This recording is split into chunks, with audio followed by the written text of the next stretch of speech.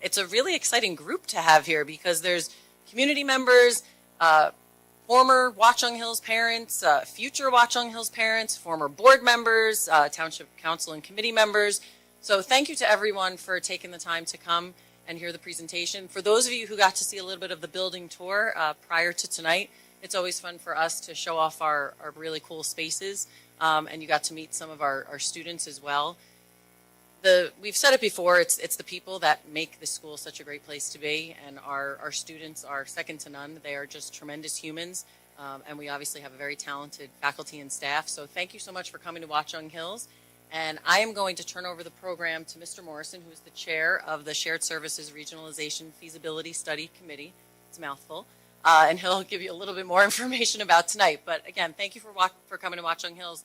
And for anyone else in the future who didn't get to partake in the tour but would like to check out our building, please reach out to me because we love to show off our spaces and everything that we're doing here. So thank you. All right, good evening, everyone. We do that again. Good evening, everyone. Thank you. My name is Bob Morrison, and I serve as on the Watchung Hills Board of Education, and I'm the chair of the Watchung Hills Shared Services and Regionalization Feasibility Study Advisory Committee. Tonight represents the culmination of an intensive 5-year journey to examine how our schools can work together more effectively, both to strengthen education quality for our students and to deliver better value for our taxpayers. And some people ask, why? Why the need for a study? Well, I want you to remember this number, 65%. 65% is the portion of our taxpayer bill that goes to the K-12 education across our system. This is a review of what are we getting for the nearly $200 million in combined annual spending supporting the education of 5,700 students. And can we do better? A fair and reasonable question we're obligated to answer on behalf of our citizens. Back in January of 2021, thanks to the good graces of Greg Chabelsky, who was our president at the time, Watchung Hills Board of Education created an ad hoc committee to explore the idea of shared services and regionalization feasibility study. That step came after decades of local conversations that would often occur during tight budget seasons, when residents and community leaders would ask, why aren't our districts coordinating more? Or would it make sense to have one district instead of 5 within a 5-mile radius of each other? Remarkably, this is the first comprehensive review of our regional education system since 1953, when Clifford Warren led the effort that resulted in the creation of Watchung Hills Regional High School, the very building where we gather this evening. In early 2021, we met with the sponsor of the new state legislation that established funding for regionalization studies. And over the next 2 years, we presented to or met with local governing bodies or representatives from our sending districts across the region to build support. But this road was not easy. There were starts and stops, there were obstacles to overcome, and at times, shockingly strong and intense resistance. For a while, no one wanted to join the study. We were stuck, but we would not be deterred. In 2023, we received word that Watchung Hills could apply as a single sponsor to get this project started. But just at the same time, we received word from the Watchung Board of Education that they had decided to join with us as partners on this study. And to them, we are very grateful this evening. Together, we submitted a joint application and were awarded a $130,000 grant under the School Regionalization Efficiency Program, which then funded the study. And after review of several potential research partners, we unanimously selected the Rowan School Regionalization Institute, led by Mark Magyar, who is widely regarded as New Jersey's foremost expert on shared services and regionalization, with a project director being Kathleen Hellowa from our own community right here in Warren. And even though Greenbrook, Long Hill, and Warren declined the opportunity to formally join the study, we made sure that every community member had a voice. Representatives from each Board of Education and each municipal governing body were invited to serve on the advisory committee. We held our first meeting in April of 2024, our first town hall a month later, and since then the committee members and districts have had multiple opportunities to provide information, review drafts, offer factual corrections, and provide input. All feedback was reviewed directly by the Rowan research team, and the integrity of the findings remain entirely their own. This was an independent external review of our education system. This process has been deliberate, transparent, and inclusive, just as it should be when we're examining something as crucial as the future of our schools. And I want to take a moment to thank all the members of the advisory committee who gave countless hours of time and thoughtful input. It is their collaboration that has made tonight possible.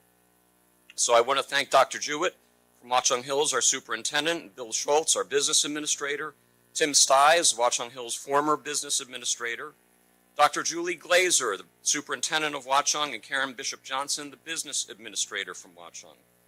Michael Bernberg, the Watchung Hills board president, Jennifer Aguario, the Watchung Board of Ed president from Watchung, Manny Gonzalez and Mohammed Frage, also from Watchung Board of Ed, Janine Potter from Watchung Hills and Greenbrook, Lori Falzerano-Rosamersky from Watchung Hills and Long Hill, Susan Ober, our former board member from Long Hill, Heather Trompour, Watchung Hills Board of Education and a Warren resident, from Long Hill, Ann Butler, vice president of the Long Hill Board, Patricia Zahn, board president from Warren, Todd Weinstein, Warren Board of Education, Natalie Feckbaum, former Warren Board of Ed member, and from our municipal representatives, Jim Ben Scoder, Deputy Mayor of Greenbrook, Ron Jubin, Mayor of Watchung, who's here with us tonight, Christine Eade, Council President, Guy Pasurcia from Long Hill, former Mayor, Vanessa Cayenne, who's with us from Warren Township, and former committee person George Lazo from Warren. All of these people spent the past 18 months working together to make this evening possible. And I especially want to recognize our world-class research team led by Mark Magyar and Kathleen Helwa, and a special shout out to my favorite former Commissioner of Education, Lucille Davey, who has been a critical member of this research study team. 5 years after the idea took shape, 18 months after our advisory committee first convened, we are here tonight to review the findings of this comprehensive study and to consider what they may mean for the long-term health of education in our region. This report is not about politics or territory, it's about people, our students, our educators, and our taxpayers. It provides a factual foundation for an honest discussion about what's working well and what could be improved, what could we do better, and how collaboration can strengthen every community we serve.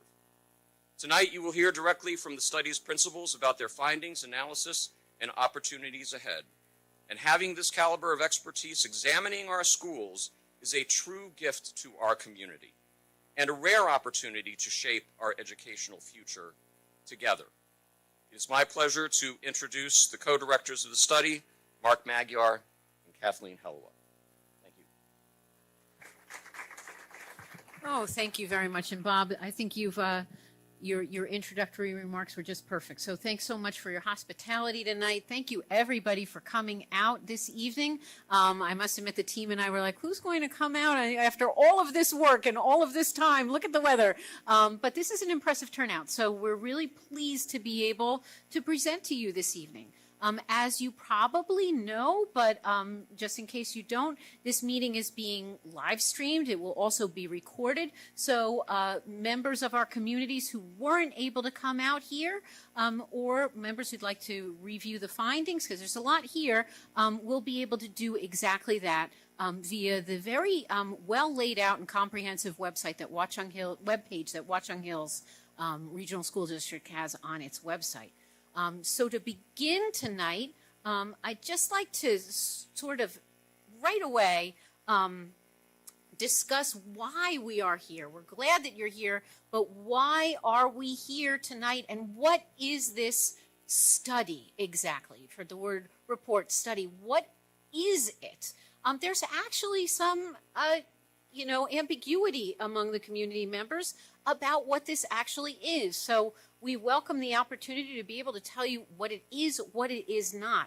So at most important for you to know is that what we have engaged in, what we're presenting to you, and what we're talking about tonight is information only.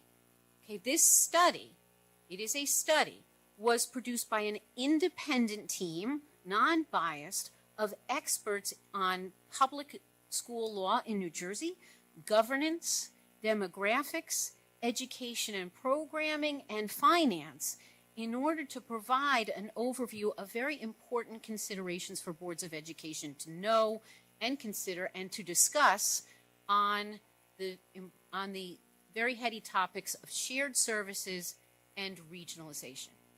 You need information to do that, and that's what we were privileged to be able to provide you, and that's what we're happy to talk to you about tonight. But what we are doing and what we have produced is no way and is not related to legislation. There's nothing in our study, there is nothing that we have done that would require boards to share services or to regionalize. Those decisions come most properly from your local boards of education. And although I am very pleased to say that my daughters are alumna of this school and our local school district, and I've served in a volunteer capacity on the Warren Board of Education, I'm not a decision maker anymore. I'm not. You have elected members of your boards of education to do that, and your school districts are captained by very capable superintendents. So that's where those decisions come from. We're here to support those decisions with important and robust information. So this is not a mandate in any way for districts to do anything. It does not, importantly, us being here tonight and the work that this group did, does not force a vote to regionalize at all. And no districts can be forced to regionalize or to share services. Again, these are decisions that your local representatives make as they are best suited to do. Another thing that you should know, and we talk about this in our presentation, and frequent flyers to this process know, that this is an endeavor that your district did not have to pay for at all. It was funded by the state of New Jersey. We get a little bit more granular later in the presentation about this, but we did have to meet certain standards in order to produce a report that meets what the state needs to see in the studies that it funds, and we did. And our study has yielded important information for everyone in the communities of the Watchung Hill region to think about and to know and to just kind of, be aware of regarding public education. And that's really one of the most important things about a community, is how you educate your children. It is public education. So this document, this study, will be made available to the public. And we're pleased for that. And we want you to know that, it's just been a delight learning more about your districts from a real close level. Your districts are excellent here. They truly are. Since I left the Warren Board of Education, I worked on the state level. I've worked with districts and boards of education throughout the state. I served directly over 70 districts, and now in my role as an independent consultant, I serve every county in the state. And I can tell you that what you do in your districts is truly impressive for children. So we're happy to support your boards of education, your decision makers, and we're really pleased to be talking about our findings tonight. That being said, I just want to talk a little bit about the format for tonight's session. We are going to have our experts here. We'll introduce them shortly. Our content experts will walk through the 4 different areas of the study, and afterwards we will have some time tonight for questions to field those. And again, I mentioned everything's going to be online for those who need a refresher, who are here or trying to remember what was said, or those who weren't able to come out tonight to review and rewatch. Okay? Mark, I think we're done with that, right? Okay. And did we go to the, yep. So here are our team members. Mark, you can, I'll turn it over to you. But I just want to say that it's just been my honor to work with some real luminaries here in the field of public education, one of whom is sitting right next to me, Mark Magyar. So I'll turn things over to you. Hi. A little bit about the Rowan School of Regionalization Institute. We have formed a team of like educators to conduct school regionalization studies, with the intent. Most studies previously have been done by lawyers. We have thought it was important to have studies done by educators. Scott Oswald, a former superintendent of schools in Collingswood, Ken Green, who's a former superintendent in Newton. We have former school business administrators. Brian Diamante is one of the foremost experts on a school tax apportionment, and a real star for us, needless to say, is Lucille Davey, who is the former education commissioner from 2006 to 2009, was actually the foremost advocate of regionalization and shared services in New Jersey. This is funded under an SREP grant, a school regionalization efficiency program grant. The full cost is paid for by the state. There is no cost to the taxpayers. It's our Department of Community Affairs, which supervises shared services in the state. It has a series of requirements that we need to meet, and it's a study not only of the potential of regionalization, but the potential to improve services through increased shared services. If you think about what you need to study, do a regionalization study, you need to look at the various aspects of what would be shared among districts. So therefore, the very fact of the regionalization study, you're looking at a different.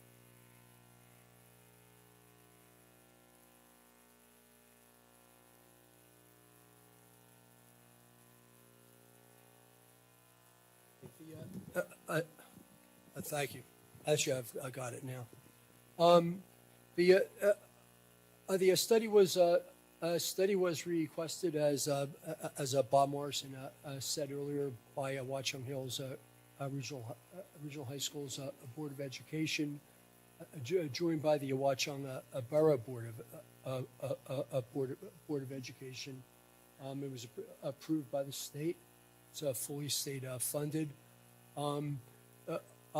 Warren, Long Hill, and Greenbrook are not formal participating members of the study. However, they sent out representatives to the steering committee and participated fully in the steering committee. A steering committee was broader than some of the steering committees for some of the studies we've conducted, in that it did have local government officials actually also serving on the steering committee. The study, under a regionalization grant, the study looked at increasing shared services among the districts, and it also looked at what could be a configuration for a regionalization. Greenbrook sends its students to Watchung Hills, and they're like everyone else's students. But Greenbrook is a ascending district under the law. The three members of the district are Warren, Watchung, and Long Hill. So as a result, we needed to do a study that looked at what it would look like if Warren, Watchung, and Long Hill decided to regionalize with Watchung Hills Regional, with with or without Greenbrook. So the finance portion of the study, which Brian Diamante will talk about later, talks about those two options. We also look at the status quo, maintaining the status quo, and just aligning services in a better way, sharing more services. If you look at the assumptions in the study, and this is really important, we use what goes into a study. The study includes data that's available from the state Department of Education's website. So there's some data in the study that, based upon when it was done, is from state data for 23, 24. There was other data from 24, 25 in the study.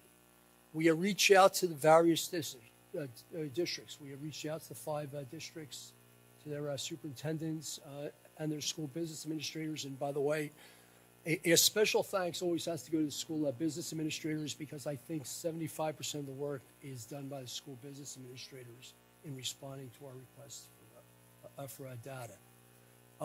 We also are reaching out directly to.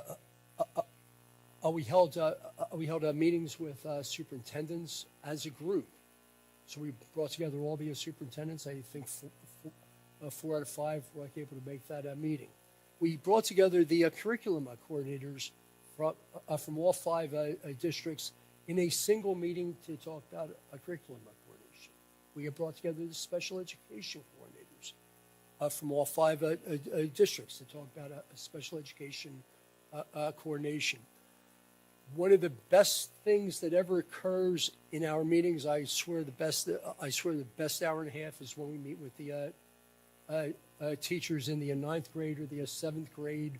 We're getting the kids in from like all of these different districts. So we met with 9 9th grade teachers from various disciplines from Watchung Hills to talk about what different levels of preparedness, or what different curriculum, what different books people have read, who had what levels of science coming in. But bear in mind that everything in the report, a report's a snapshot in time. It will be a little bit out of date in a couple months, because there will be their updated numbers. Our enrollment numbers are from 24, 25. We have class size numbers. Obviously, we started class in September. We didn't go back and get the new numbers for September of 25. But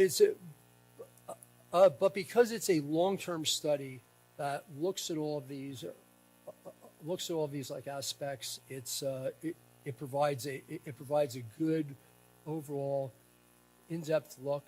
We tend to go back 5 years in our data, or 6 years in our data. We attempt to project forward 5 years. Projections are just that. They're projections. The projection for enrollment in a Long Hill, I believe, is 15 students short of what it actually, or 15 students over what it actually is in September, for example. But the steering committee was very helpful. We got extensive feedback back on our report from superintendents in like all of the districts, and from board members. We also benefited from a town hall meeting where we heard from from a number of residents, and we've had open meetings since then. So the study we believe provides valuable insights on where the districts are, and as Bob Morrison said earlier, there has not been a study done that looks at all 5 districts as a group, going back to the 1950s, and we think that that's valuable. We had talked earlier about there's a slide earlier on the sections of the study. We look at demographics. We look at educational programming. We look at finance and operations. And we look at governance and law. There are about 13 aspects of the study that are required in the legislation, and we follow the legislation in reporting on those where relevant. We're going to open this. We're going to open this talking about demographics. Sometimes we start with governance and law. We're actually going to put governance and law at the end, where we go with demographics first. Then we're going to talk about education and programming. And Lucille Davey, who is one of the leads on education team, will make that presentation. Brian Diamani will talk about finance and operations, and we'll come back with the governance and law with Lucille as well. I'm going to present the demographics, and by the way, the steering committee,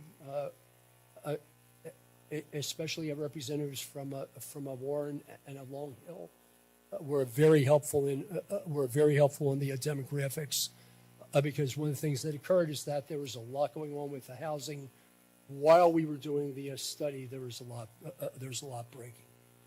I'm going to present the demographics section. A demography and a housing growth.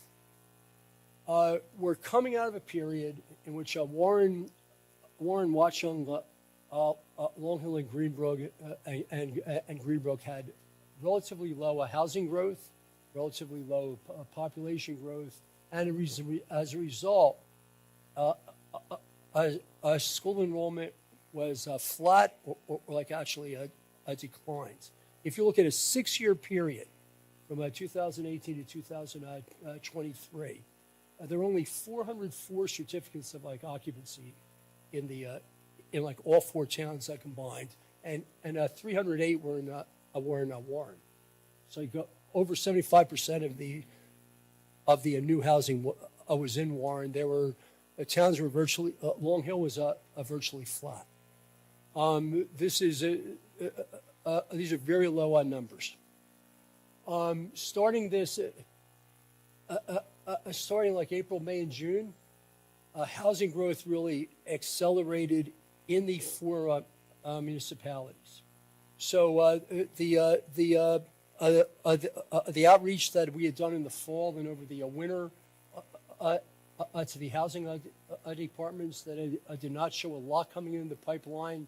Suddenly there was a lot underway, and furthermore, it was being built. I mean, it was really as like all of you know, and it is in all 4 municipalities, which is really interesting as well. I mean, if you look at Warren Township, you're talking about 7 projects with a total of 866 units actively in the pipeline. This is not; these are not units that are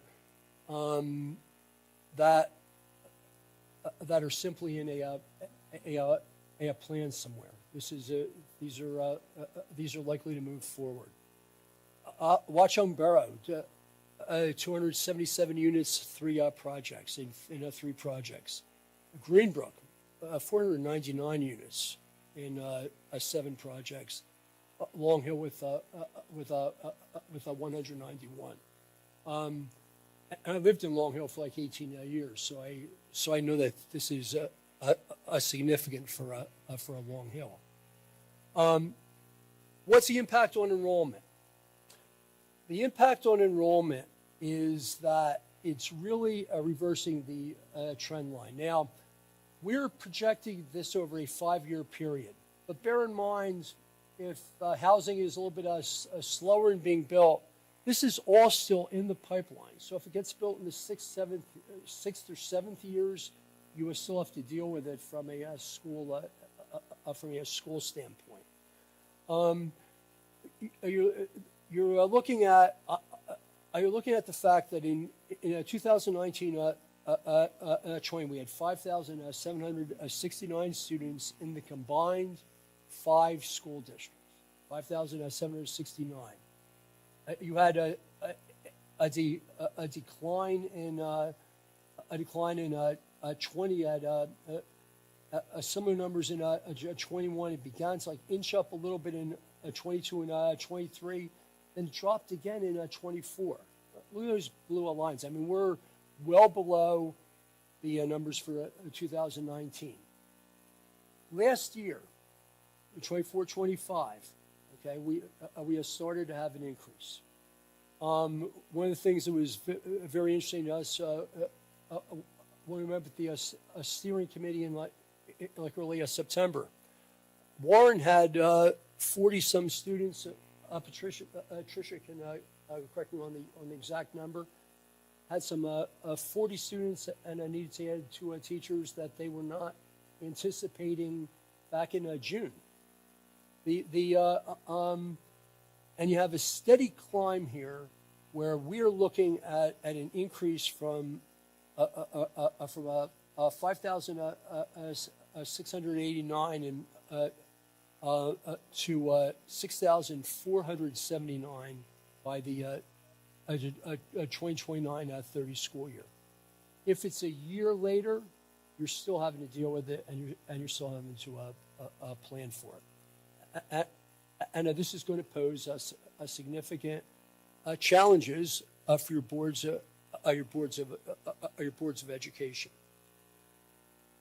We did a facility study, and we actually did the facility study in 2 ways.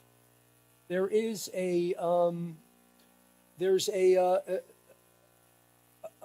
New Jersey Department of Education a long range of facilities plan for local school districts.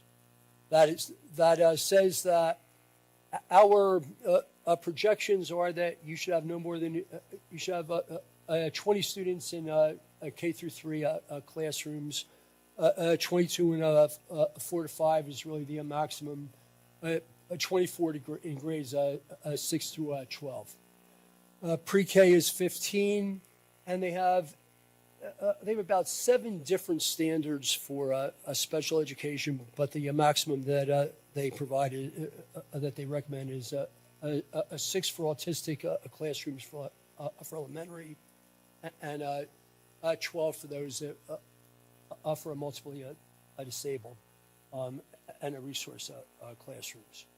If you look at it by 2029 to 2030, comparing the facilities that are there, Valley View Middle School in Watchung is projected to be short by about 4 classrooms on that state standard.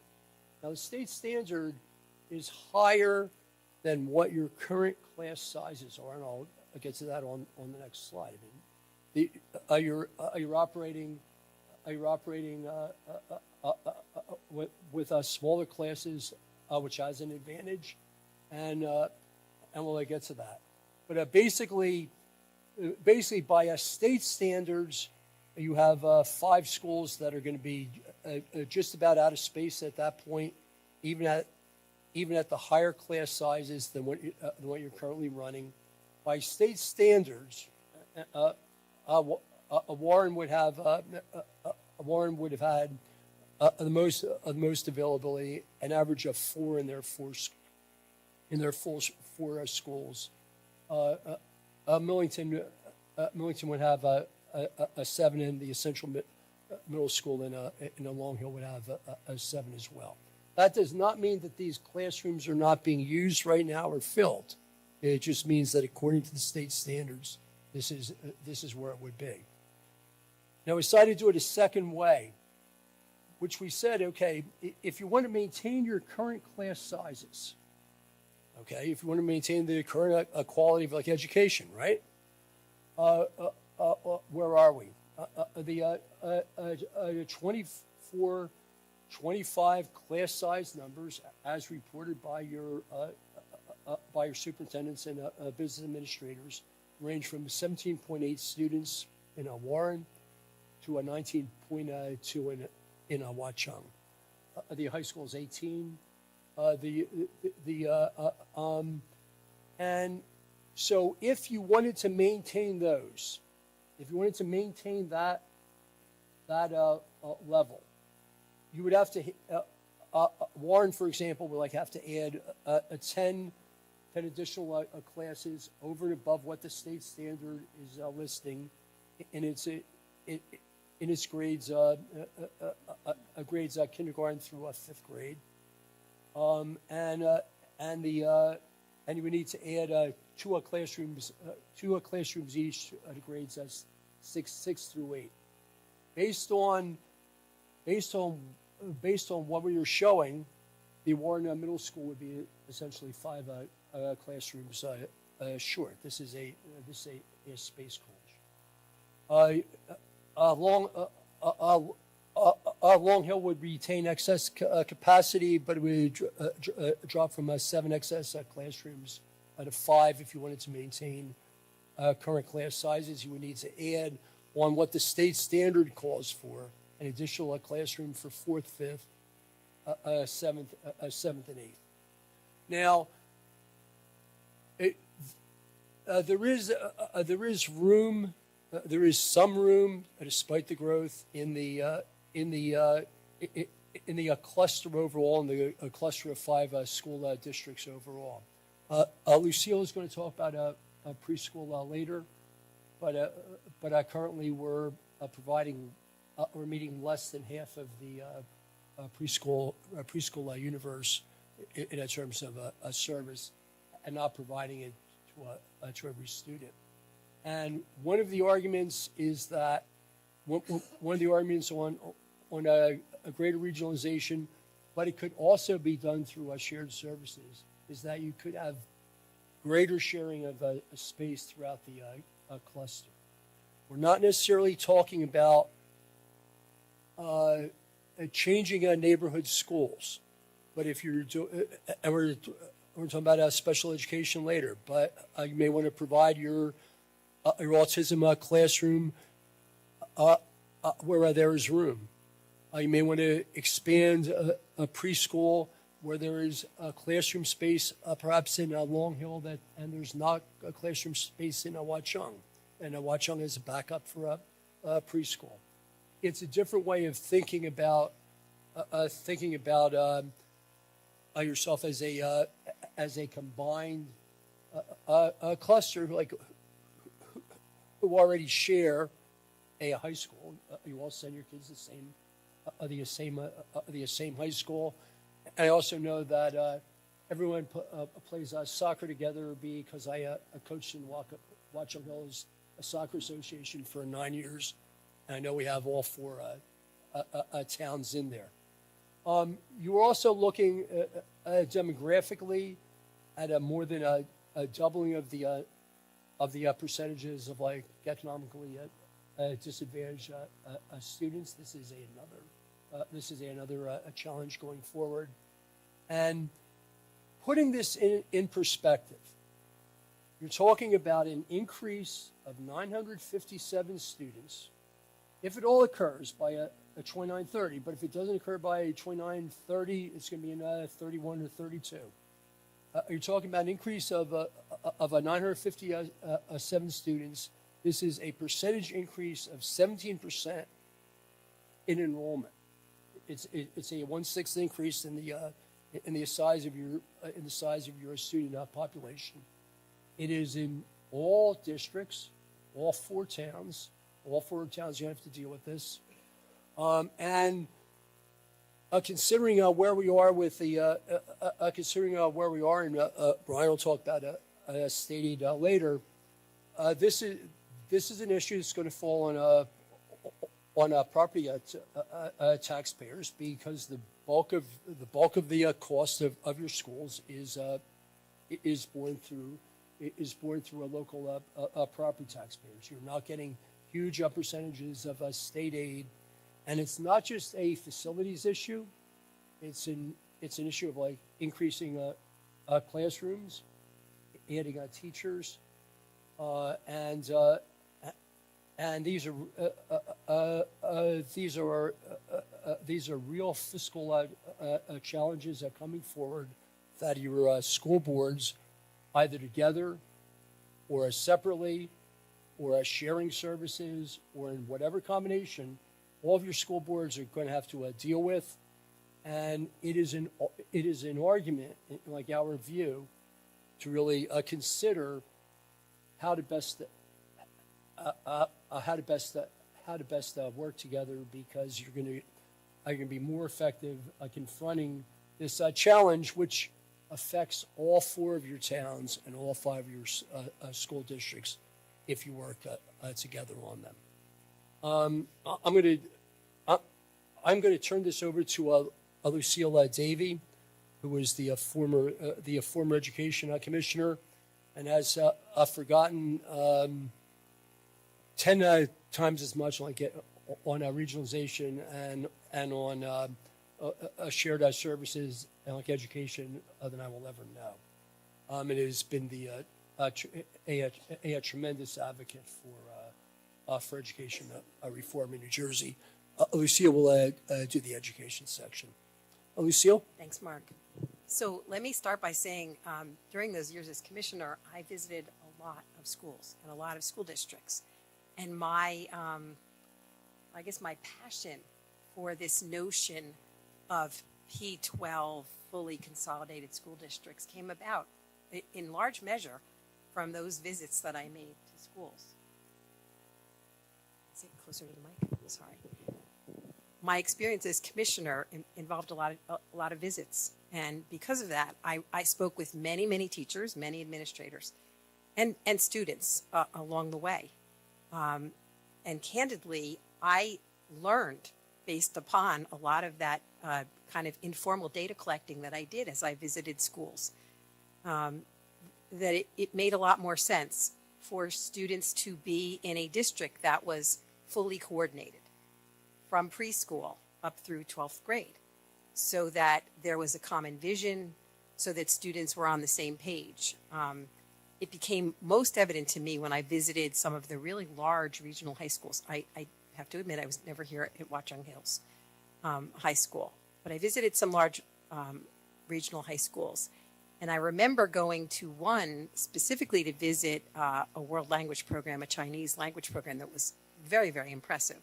But while I was there, the principal asked me if there's anything else I would like to see while I was visiting. And I said I had an interest in music. I would love to hear the band or the chorus. And, we went to visit a 9th grade band class. I didn't realize it was a 9th grade band class till afterwards.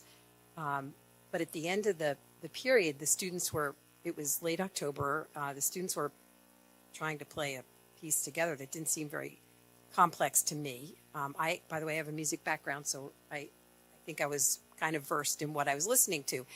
And when the class ended and I went to introduce myself to the teacher, the teacher said, boy, this is really tough. When they get to 9th grade, they come from, I think the district had 6 or 7 sending districts, sending K-8s. The teacher said, it's really hard because they all come with different skill levels. They're all in band, but, some of them have had pull-out lessons in their elementary schools from when they were in 3rd grade. Some of them picked up an instrument for the first time in the 7th grade. Some of them had, once weekly band with a group in the elementary school. It just varied across the board. And here these students all were, together in a class where a teacher's trying to do something with them together. And then I began to inquire about how this was impacting students in other classes, including world languages, including science classes, mathematics classes, because candidly, as you probably all know, New Jersey's a home rule state, and districts, local districts, make decisions. Primarily, all the curriculum decisions are made individually by the local district. The state has standards, and it sets in each content area what students are supposed to know at each grade level, but it doesn't speak at all to how a district is to accomplish that. And, one of the things that we've seen as we've done these studies we see a real variation, and we saw it candidly in this study as well, a real variation in content area, in time spent in various content areas. And that, of course, has an impact on how well students are prepared for when they reach the 9th grade. So when I started to do this work after leaving the department, it was with a focus on education. I believe that there are probably fiscal savings, but I don't lead with that argument. I mean, I think there clearly are efficiencies, and they can be found, and our study found them here, if districts consolidate. But from my perspective, I would really like people to focus on the educational opportunities for your students, the educational opportunities for your children, that in a consolidated or a fully coordinated PK through 12th grade system, children are going to get a better educational experience. That is my opinion based on not only years of policy work and research, but also experience in visiting districts. So let me talk quickly about the guiding questions of what we look at in this education and program section. It is basically to answer that first question, would a newly proposed regional district give students access to a higher quality, more equitable education program? To me, that's the primary question. And if the answer to that is no, then no reason to proceed. If the answer to that is yes, then I think it's something that you have to either think about, or think about how could you share services that would advance those same goals. And we'll get to some of that as we talk about these things individually. Second question is, will the creation of a larger regional P12 provide additional educational benefits or challenges for students, or could there be benefits or challenges for staff members if compared to keeping things the way they are? Third major question is, would this new proposed regional district provide benefits or challenges for students in special populations? So students for whom English is not the first language, students with special learning needs. Could a regional district do a better job for those students? And again, if we think about all the students in our district, and we think about what's best for all of them, you want to think about those special populations. And then finally, are there opportunities via greater usage of shared services to create a higher quality education? And I think at the very least, the answer is you can clearly find ways to share services to provide better educational opportunities and outcomes for your students. So I want to highlight some of the things that our study here found. First, as Kathy mentioned very early on, all the districts in this cluster, as you all know, are very high performing. You have outstanding results. And that's not, this is not a study to question that. This is a study to look at, could you do even better for at least some of your students if you did this differently? If you did it in a more consolidated way, either with a full regional program or a shared services program. The use of different curricular materials and programs to teach students and to also assess them, and the variation in instructional time, our study shows varies across the districts. I'll get into some more specifics about that in a minute, but that pretty much results in a different level of preparation and outcomes at the high school level for students as they enter 9th grade and then go through the high school years. The fact that they've had a different P8 or K8 experience impacts how well they're prepared for the challenges of the high school. The 9th grade teachers, and as Mark mentioned, we sat down with the 9th grade teachers and had a pretty extensive conversation with them. Those teachers reported significant differences between the students that come from the 4 different districts. And they focused particularly on reading endurance and a student's ability to manage complex text. Now, those things might not seem that important, but they really are, because students at the high school level particularly are called upon to read complex texts and to work somewhat independently in addition to whatever they do in the classroom. They need to become learners and to do their own learning. And so managing complex texts and being able to read a more complex science text or a science article, or to read history or economics articles, it takes background for children to develop those skills. And if they haven't done that in K to 8, if they haven't had a progression of using those kind of texts, then when they get to the high school, it's much harder for them to make that transition. And it's harder for the teachers to help them make that transition.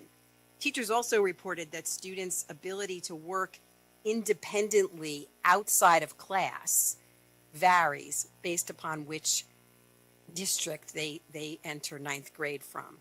So those are things to keep in mind. The math,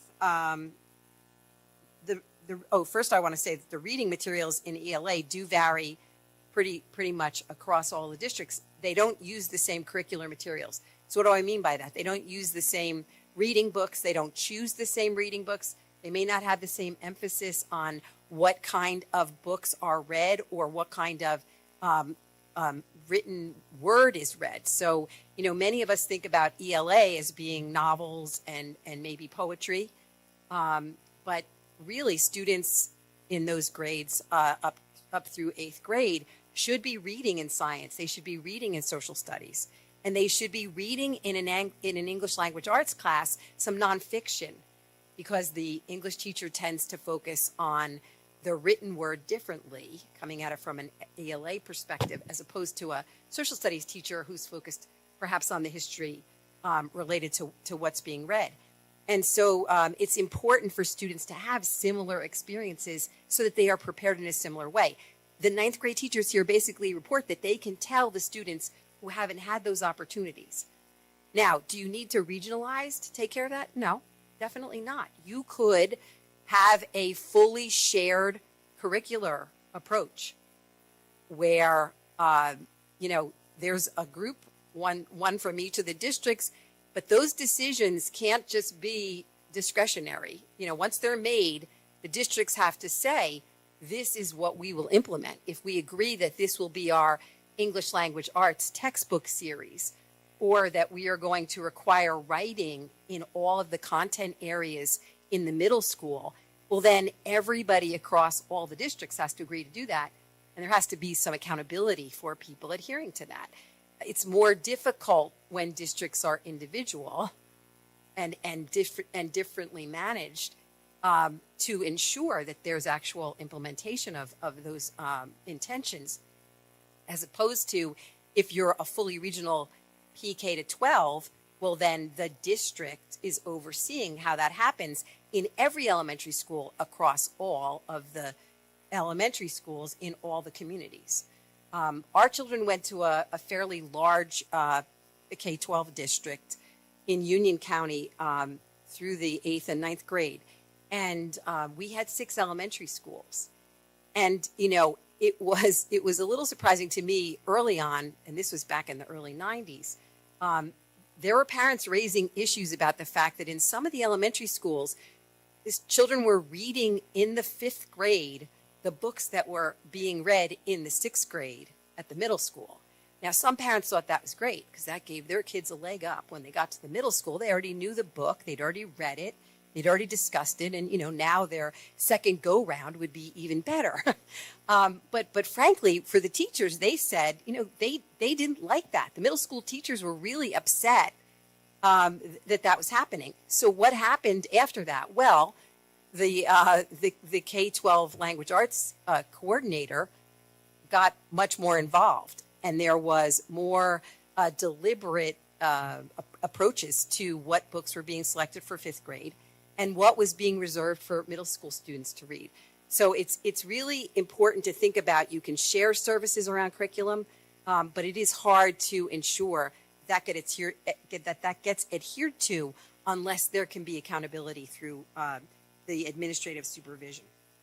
We saw in the math curriculum area some overlap, but again, inconsistencies. Now, why is that important? Well, math textbook series can vary pretty dramatically. They can have a different emphasis. Some of them emphasize the more balanced approach to mathematics, which would say that children need to do some of the more basic, not memorization, but they need to know the facts, the addition, subtraction, multiplication, division facts. But the balance of that is, besides the procedural fluency of the facts, they need to have conceptual understanding. They need to know when you divide a fraction, for example. You know, we were all taught, at least back in my day, when you divide a fraction, you just flip and multiply the fractions. Multiply the numerators, multiply the denominators, you get the answer. But that only works if you're just doing two simple fractions. I mean, that approach doesn't develop an understanding of why that works. It all works because you're really using the identity element of the second fraction over the second fraction, which is 1, which is multiplied by anything, doesn't change the original number. If you remember your identity theorem or whatever, anything times 1 gives you that same thing back. If children don't understand that, when they get into algebra and they're doing things with variables, it is more difficult for them to do the computation because it doesn't look as simple as, 1/4 divided by 3/8. It's a much more complex problem for them. So some of these math programs take the balanced approach to that, and they want children to do some procedural fluency, but also then have this conceptual understanding. Others focus only on conceptual understanding, and they don't worry as much about whether children have actually learned the multiplication facts and the addition and subtraction facts. And so when they get then together into the 9th grade, they have varying degrees of expertise and understanding and knowledge in mathematics, and it makes it harder in the math class. Now, the school here, I think, has a lot of different entry points for 9th graders in math. There's no question. Frankly, I think it's a little crazy that they need to have that many, because you would hope when kids get to high school that most kids are either ready to take algebra or they've taken it at the middle school and they're ready for what comes next. But when children come with a lot of variation in what they have learned and what they have mastered in the K-8 arena, the school then has to work a lot harder to try to make sure that they get everybody up to speed. So the math area is one, and that's near and dear to my heart because I was a math major in college and a certified math teacher, and I have argued for a long time that we need to do that better. We also found, and you'll see this in the study, science and social studies instructional programming differs even more than ELA and mathematics. And again, I mentioned earlier why that's important, in part because students are building background knowledge for the more complex work they tackle at the high school level. And if they don't have exposure to as much science or as much social studies in those early grades, it's going to be harder for them to understand what they're doing at the high school level.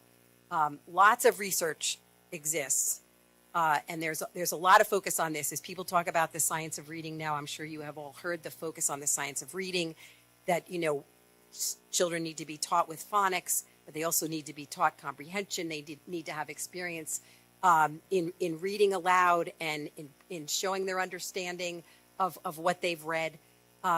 As children are going through that experience, again, as I mentioned, that has to be done across all the curricular areas. The science teacher helps children develop a good science vocabulary to learn the scientific method. In some cases, your students are doing that much more at the middle school in some of your districts than they are in some of the others. So it would be better to have a more uniform program so that, again, children get to 9th grade prepared in a more common way. Most of the students take biology when they get here to the high school. And so they are mixed up together, again, with children who have had very varied experiences. And we've got data in the study, because besides talking with your teachers, we surveyed the students to ask them about their experiences and how well prepared they felt they were for what they were being asked to do in their 9th grade English class, in their 9th grade math class, in their 9th grade science class. How much writing were they asked to do in the middle school that prepared them for what they were being required to do at the high school? Again, all of this, you'll see, students reported very different levels of preparation. And it's not that one district comes out like better prepared in every single area. It varies. There are some places where a couple districts rise to the top and Others are below that. There's some where one district rises to the top and everybody else is a little further behind. There's some where three of them are pretty uniform, but then one of them isn't in the same place. You'll see that in the study, and I think you'll find that very, very interesting. The teachers in English told us as well that there was a time when students got to their classrooms where they had sort of a common foundation of different kinds of literature. So, for example, they all had been exposed to mythology in the middle school. And they said that is no longer the case. They can't rely on the fact that when they get to when they get to high school, that they've done mythology. And again, that's part of this idea that there's no coordination among the 4 sending districts as to what children should be reading and exposed to in those middle school years. All right, let's move on. I'm sorry. I took a little longer on that than I wanted to. I mentioned that instructional time varies in the subject matter areas. The difference in ELA instruction in K4, we found that Greenbrook provides about 130 minutes a day, Watchung about 120, Long Hill provides 120 for students in K3, but 110 for students in K4, and Warren Township provides between 110 to 140 of ELA instruction on a daily basis, varying by grade level. So why is that important? Well, between 110 and 140 minutes is 30 minutes. So if some students are getting 30 minutes more a day of a subject area, that's 150 minutes a week, and you multiply that times 36 weeks in the school year. And after a while, you're talking about significant time. Even if it's 10 or 15 minutes a day, it's the equivalent of having a couple of extra periods of language arts every week. That can have a difference on how well prepared students are. As I mentioned about science and social studies, it's much more diverse than it is in ELA and math in terms of the time spent and the exposure that students have, for example, to doing science experiments. Some of the students reported really doing very little of that. Other students reported doing that much more frequently. And, the science, the science at the high school level is going to be a lot more experiential and a lot more experimental oriented. And so if they haven't had a lot of exposure to that, they're going to start a little bit behind the 8 ball when they get to those classes. The other content areas, such as physical education, world languages, art, music, those vary pretty widely too in terms of how many times a week they have world language or art, how much time they spend in physical education. And, you might think, well, those aren't that important. Well, they're all content areas required by the state. There are learning standards in every one of those content areas, including art and music. And candidly, for some children, being in an art class is what really links them to wanting to be in school. Like, if that's the piece that they're most connected to, that's really important for them. And it's a content area, as I said, it's required. It's not a choice. This slide shows the length of the instructional day, which varies between 5 hours and 15 minutes in the Long Hill Elementary schools for daily instructional time. There's more time at the Long Hill Middle School, to 6 hours at the Watchung Bayberry Elementary School. The middle school times are all pretty consistent at 5 hours and 55 minutes. But those elementary times vary a bit. Again, that's sort of rolling up all the time they spend on all the content areas. So the districts that spend more time overall in instructional time are probably spending more time in some of those content areas as well.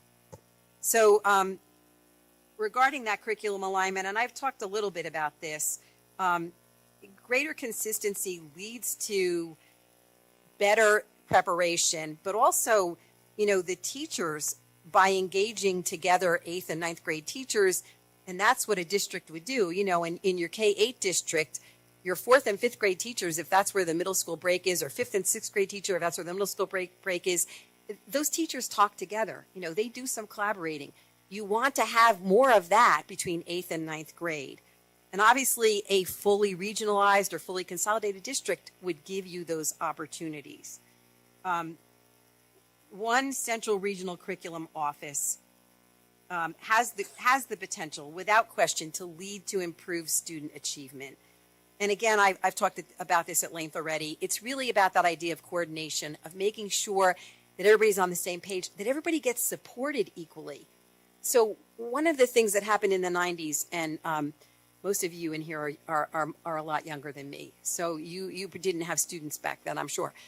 Our children were in school in the early 90s, and I remember back then the state put this thing, there was this belief that there is administrative waste, and that districts were spending just way too much money on administration, and just cut the administrative waste, and that would reduce everybody's property taxes. Well, as it turned out, what districts did was they cut all their curriculum coordinators, because those were the low-hanging fruit. You can't cut the BA, you can't cut the superintendent, got to have somebody in special services. So get rid of the English coordinator, get rid of the math coordinator, get rid of the district science coordinator or the district coordinator for the arts. Our district basically cut them all. And, that kind of led to that Wild West that I described earlier when I said that fifth grade teachers were doing the same books as sixth grade teachers were, and nobody knew because there was no English language arts coordinator. In small districts, it is really hard to have that kind of curriculum expertise because you don't have enough students across which you can spread all of those costs. Now, Warren, obviously, with the number of students and the size of the district, is able to do that.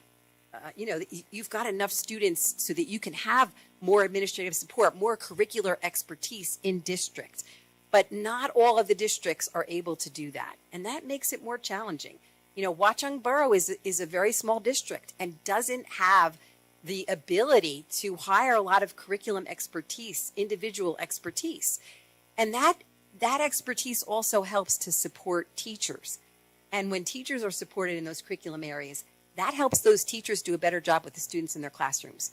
So all of these things are interconnected. Now, why does it matter to everyone? Well, it matters to everyone because if students all got to high school at the point where they're all ready for high school, it makes the high school experience very different. It makes what the high school can offer very different, and it makes your students' opportunities different. One of the things the teachers told us is they have to get all these students caught up in those first few months of ninth grade. So what does that mean for the students that came already prepared? They're just treading water for a couple months. I don't know about you, but I didn't like the idea of my students at middle or high school level treading water, because I think at that age, students need to be engaged. They need to be challenged. But again, you can't expect the teacher to differentiate for every single student in the classroom for the first 2 to 3 months of school. It's very difficult to do that. The teacher's got to try to get all the students on the same page. That's kind of what I was describing about that band class that I went into. That teacher's challenge is he can't have the students who took private lessons in their elementary schools, he can't have them playing one song while the students who just picked up the instrument for the first time in the 7th grade playing a different song in the same classroom. That's just not possible to do.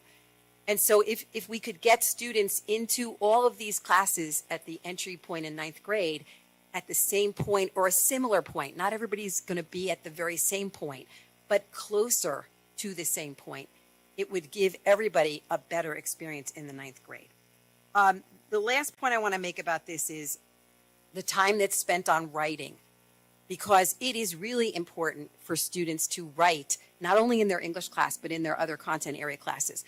And one of the things we found is students are getting a very different experience. There's different amounts of writing being asked of them, and that came right from the students themselves. Mark, do you want me to talk about the pre-K, or do you want to do that? Okay, go ahead. Sorry about that. From a preschool standpoint, we're serving less than half of what the preschool universe is that a state considers in the district. Each of the districts operates preschool for a 3 and 4 year old children with special needs and general education students on a tuition basis based on available space and personnel. Watchung Borough does not have the ability to expand its pre-K program because of space constraints.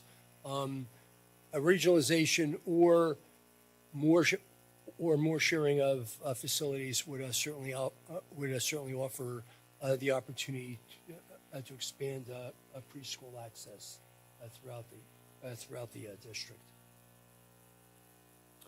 And special education. Lucille, should I pick up that? Or you special education. We spend time with the special education directors from the school districts, and there's we have found a tremendous amount of coordination going on, regular meetings between the four special education directors for the districts, for the K through 8 districts, and they were extremely successful. They had cut in half their out of district placements. There was some coordination going on. Warren was providing services to a Long Hill a student in one of their special education classes. If you, we have found that there was a gap where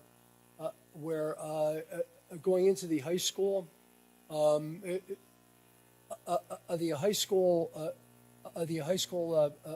program was meeting late in the 8th grade year, often with students from with the coordinators on the middle school programs. Parents were not necessarily feeling assured that their students could be handled in a district or be provided the services that they were looking for in a district. There was certainly much more out of district placement at the high school level. We're not sure if that would. It has seemed that a very logical way to share our services would be to consolidate or to coordinate all of the 5 special education programs together. If you looked at just the cost of out of state out of district placements, the cost for out of district placements for 30 students at Watchung Hills was $3.5 million for tuition and $1.75 million for transportation, special ed transportation routes. But more importantly, it's not fair to the kids if it's possible to keep the kids in a district and not be on buses for an hour and a half to an out of district program. That is much preferable. Virtually all of the districts we have worked in on our regionalization and shared services studies, special education has been a principal focus. You are large enough to be able to provide autism programs and specialized programs in various schools spread out throughout the district, and we think that from an educational quality standpoint for the students and from a cost saving, this is an area of real low-hanging fruit. Also, you have the ability to develop a different expertise. You have differing expertise in your child study teams, and consolidating your child study teams would make sense. I'm going to go to Lucille on multi-language. So the numbers in the individual districts do vary. Each of the districts is obligated to meet the needs of these students, but again, as we saw in some of the curriculum areas, each of the districts has a different approach to meeting these multilingual students' needs. There is an existing achievement gap for multilanguage students. in the cluster, in ELA and in math. This is something that is common across districts, but again, it's a gap, and it's something that you should be thinking about working on closing. The gap is even steeper at the high school level, which could lead you to say, well, if we did a better job closing it in those early grades, it would be easier to address it when they got to high school. A regional district, coming together, again, consolidating, could offer these multi-language learners a more robust English as a second language program and access to a pool of ESL certified teachers. So again, smaller districts have a difficult time funding specific expertise in these areas, but if you came together, the district, the larger consolidated district, could have one or two ESL teachers who then worked in different elementary schools. Excuse me. As the number of ML students in the cluster rises, that really presents greater opportunities for you because you do want students to have a sense of belonging, and addressing their language needs is a way to go about that. I'm going to talk now quickly on gifted and talented. We saw that each of the districts does provide programming for G&T students. There is little overlap, however, as to what services get provided. And so further collaboration in G&T would help students and really ensure that they all receive equitable and similar experiences K through 12. Because we know that kind of work is coordinated here at the high school, but if you could coordinate it across the K-8 districts, that would give better opportunities for your gifted and talented students. There's robust extracurricular programming in each of the districts, each of the PK8s, but it does vary again from district to district, and in some cases even from school to school. The larger student enrollment in a regional district might allow you to expand and have more extracurricular activities and greater participation in clubs. Again, some would say, well, extracurricular, who cares about extracurricular? That's not about learning. But yes, for some students, again, those extracurricular opportunities are what hook them into school or what get them interested. A student who's working on the student newspaper is developing language arts skills at the same time, and maybe working on the student newspaper is something that really interests them. Similarly with music programs. Music and mathematics tied together very closely. Okay, I'm going to talk a little bit now about the study of our staffing and administrative support. I've touched on this a little bit about, I guess, the opportunities that you have in a larger consolidated PK to 12 district to have expertise, curriculum expertise that can really support teachers all through those grade levels. Having a unified district would have just a single board of education, and that board would then need to work with the building level administrators to determine the staffing needs at each of the elementary schools, and then within the subject areas at the middle schools. As an example, you might not have a need for 2 full-time world language teachers, and so therefore you can only offer 1 world language in the middle school. You'd really like to offer 2, but if you were all consolidated together, you might have a second language teacher that, again, spent half the day in one of the middle schools, half the day in another middle school, so that students would have greater opportunities. Again, it's that economies of scale that give you these kinds of opportunities. The formation of a unified district, consolidated district, would eliminate the need for some of the redundant supervisory and curriculum positions. Now, I don't mean the curriculum expertise, but I do mean sort of like a curriculum coordinator, somebody who keeps track of what materials are being ordered and what tests are being administered and that kind of thing, what the test results are. If you have a unified district, you don't need to have one of those in each of the individual K-8 districts any longer. You can have that done at a PK to 12 level. Similarly, as Mark mentioned with child study teams, you wouldn't need 5 individual child study team directors. You could probably, again, if there's expertise among your child study teams, learning consultants, et cetera, you could utilize those across all the districts in the best way that they can serve the needs of your students. When you're consolidated together, it gives you the opportunity to do that. there are some administrative tasks that are replicated. Obviously, when you have 5 individual districts, you have 5 individual superintendents, 5 school business administrators, 5 boards of education, 5 school attorneys, 5 bond attorneys, 5 auditors for the audit report. All of those are duplicative costs. In a single district, you only pay that once. You would have a single board of education, again, elected from among all of your communities, just the way the high school board is now elected. But you would only have 1 superintendent. You wouldn't need 5 business administrators, as I said. Brian will talk more about that in a second.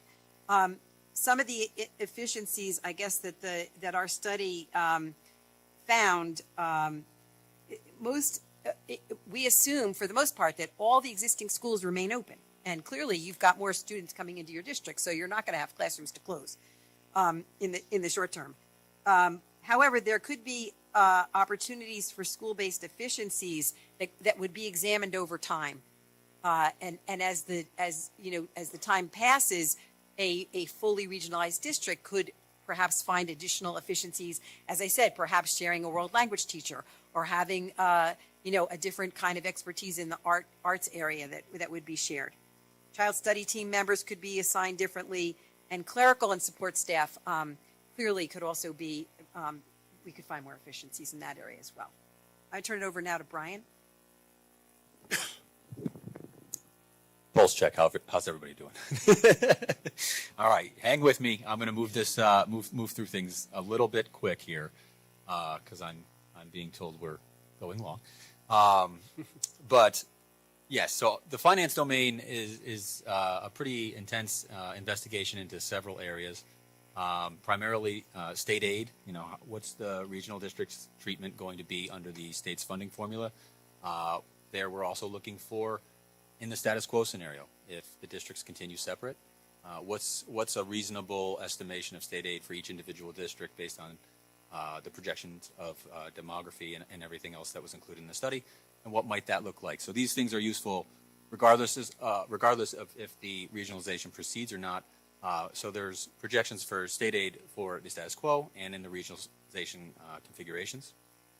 Another big question that guides all of this analysis is, how are the regional's costs going to be apportioned between the constituent communities, right? That is one of the biggest aspects to any of these regionalization studies. Currently, at the limited purpose high school, I think the costs are split around 57, 22, 21 between the 3 communities. And what is that going to look like, right, from a share perspective for each community under the 2 configurations that we studied. And then there were investigations into cost savings that are included and sort of rolled into all these numbers. The debt held by each district, collective bargaining agreements and differences between them, shared services, which you've already heard about, tuitions, right? We have Greenbrook with a send-receive relationship here, and they have to pay tuition. And so what does that look like if the regional happens without Greenbrook? And what does that look like in the status quo? And what does that look like if they're folded into the regional? We analyzed operating expenses of the districts. We analyzed the reserves and the amounts in the reserve accounts, contracted services, and many other things, right? So these are all detailed in great detail, agonizing detail even, in the study, in the 200-plus page study. So I encourage you all to read it. Okay, so I'm going to move, like I said, I'm going to move through this a little bit quick to try to leave some time for questions at the end. So basically, the state aid was projected in the status quo and in the regional scenarios. What we do is we generate a model that implements essentially the state's funding formula, and then we project out the variables that are used in that formula to try to get reasonable estimates of state aid, right? And so the major factors here are equalized values in the communities, aggregate incomes in the communities, and the enrollments in the communities. What do those projected enrollments look like?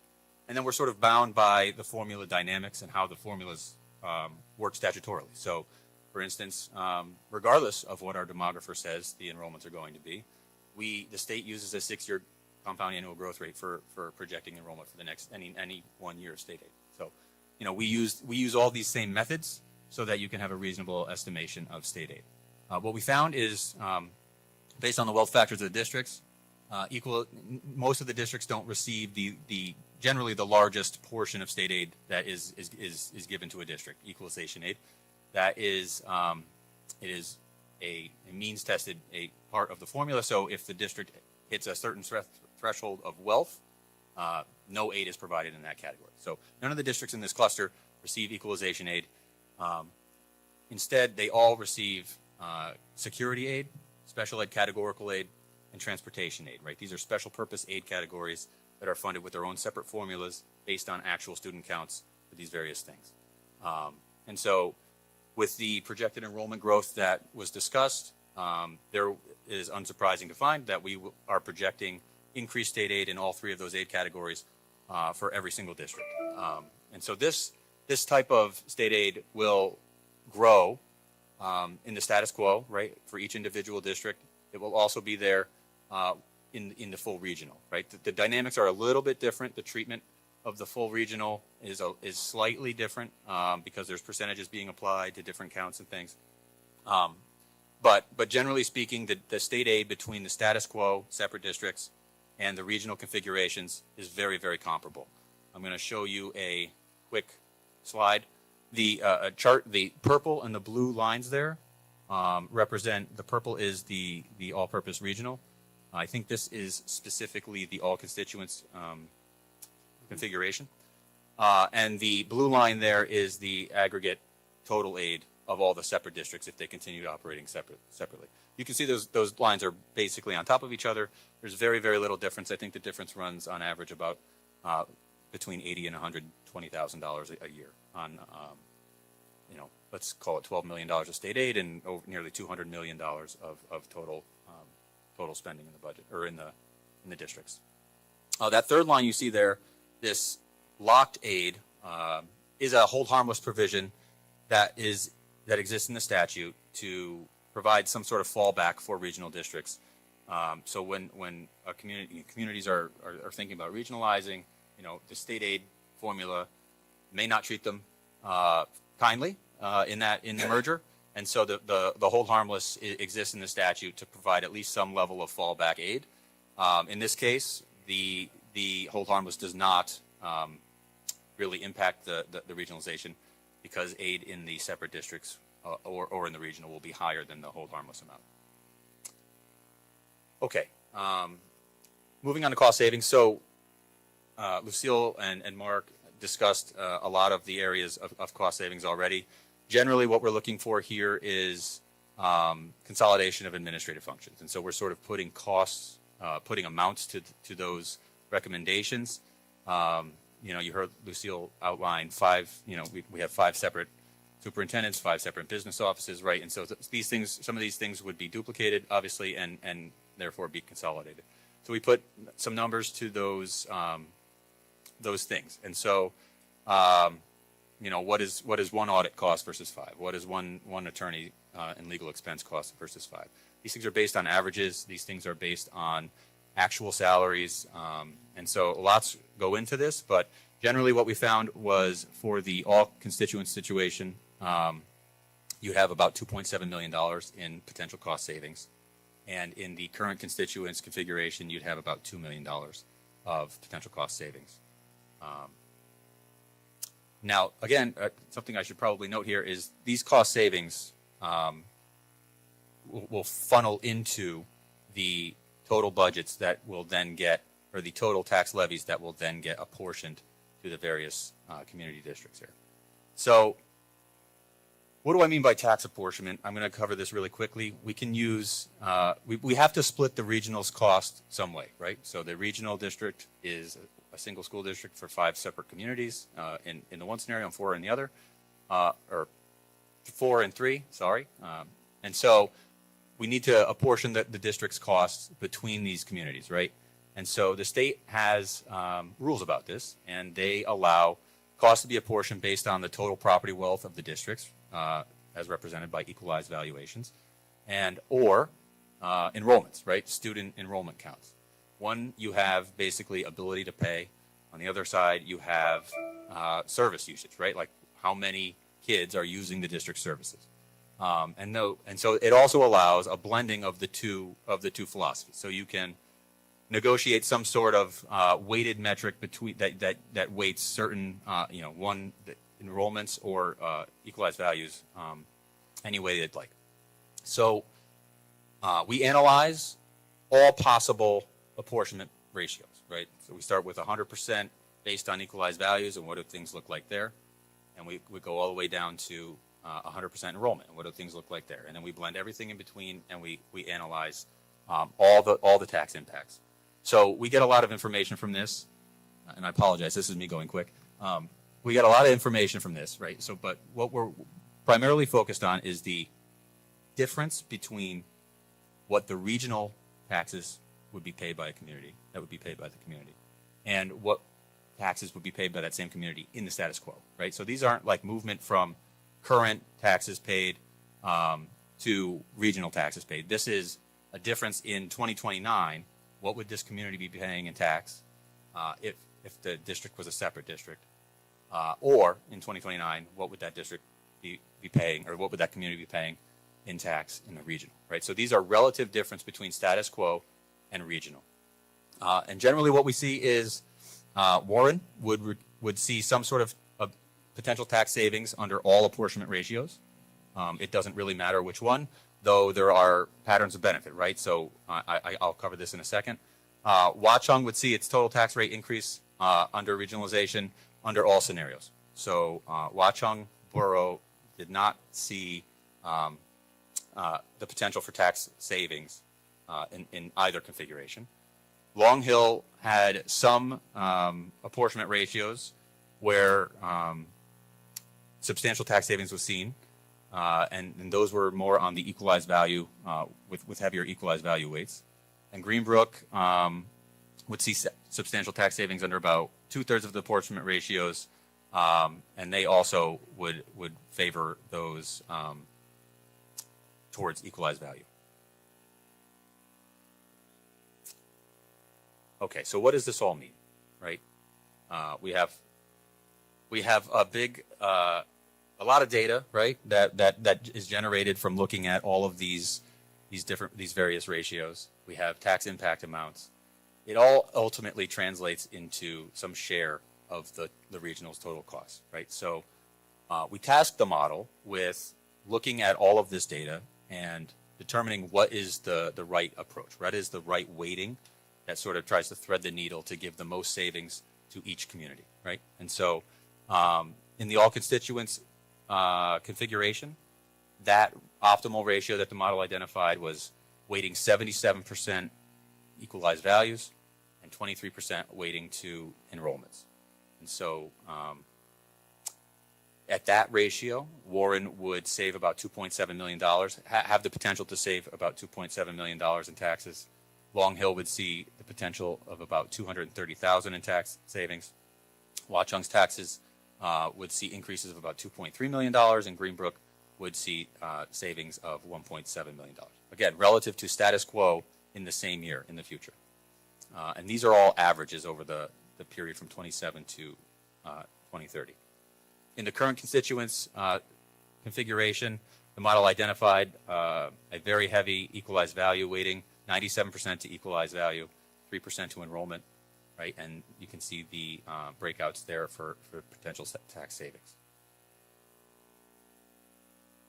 I do want to just make one more comment on the tax, on the apportionment ratio itself, right? The optimal ratio, it tries to balance impact, right? Based on what all the data says. However, it's really up to the community and the school boards here to think about how they think it's fair to apportion costs, right? Like you don't need to goal seek the apportionment method to the savings that may be generated. It's really about how should the community here, or the communities here, share costs in the regional. Should that be based on property wealth, or should that be based on usage of the actual district services? So that's a broader philosophical question to consider, but that should weigh into the decision making. This is one of many ratios and many weightings that produces a certain tax distribution between the communities, but it's up to the regional board to decide or it's up to the boards here to really decide what's the right fit for these communities and what's the right way to proceed.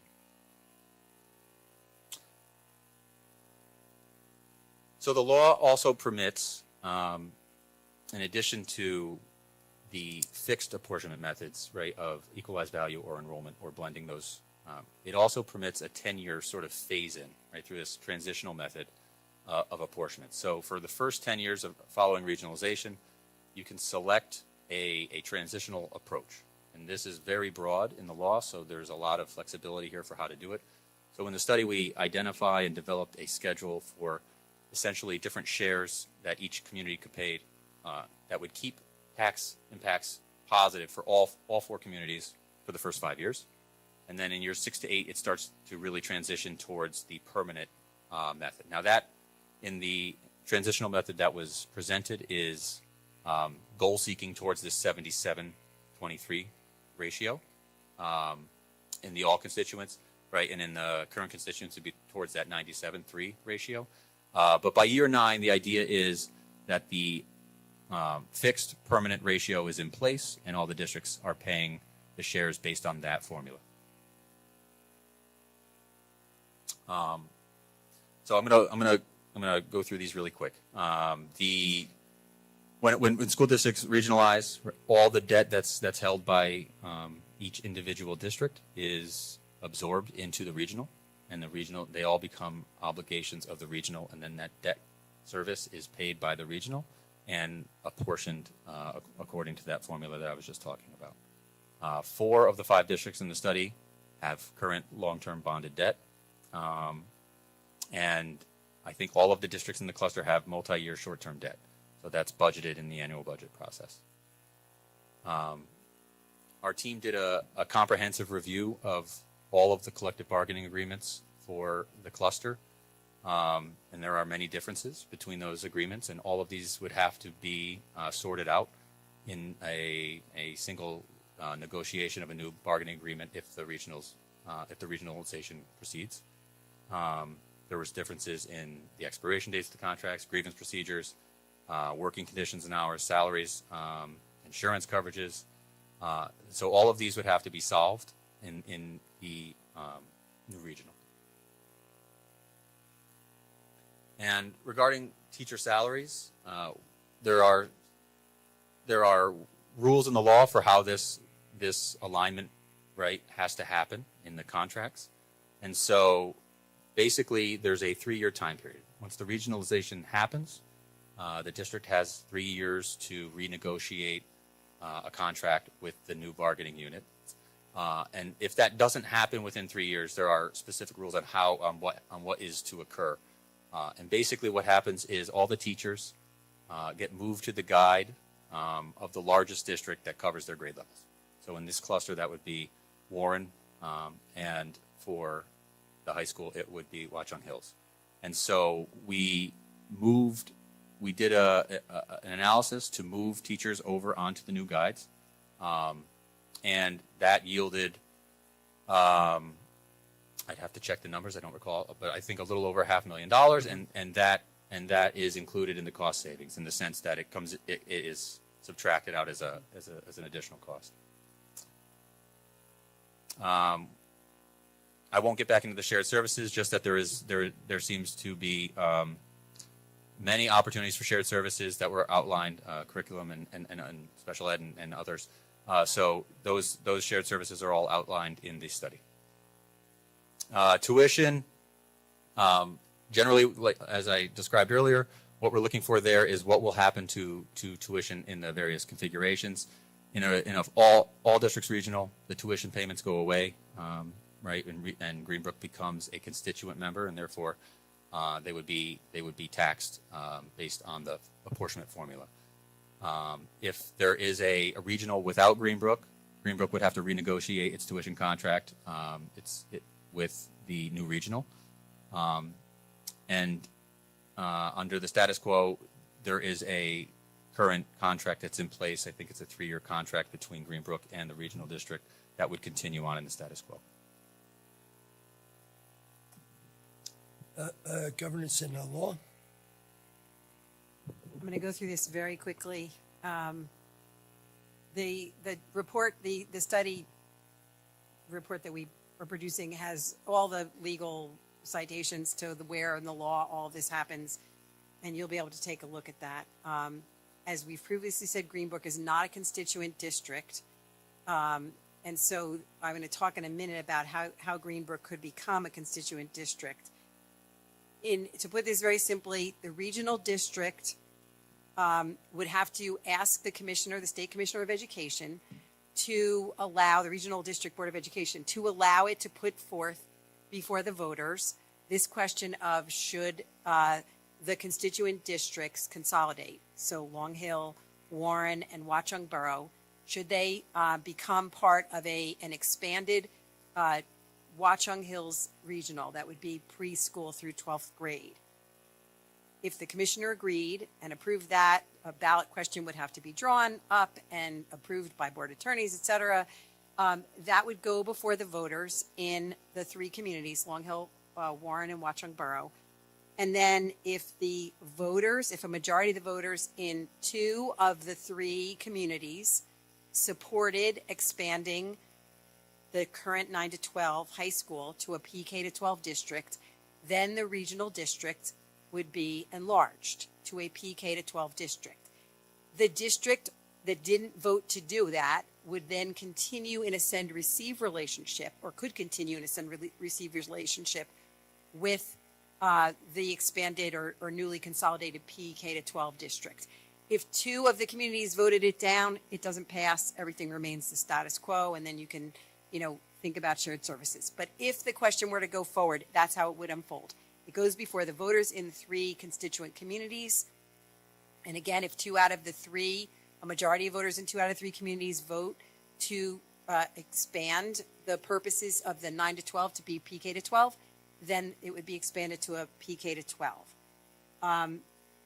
The board representation would remain, if it's fully consolidated, would remain based upon the enrollment of students, and it would look very similar.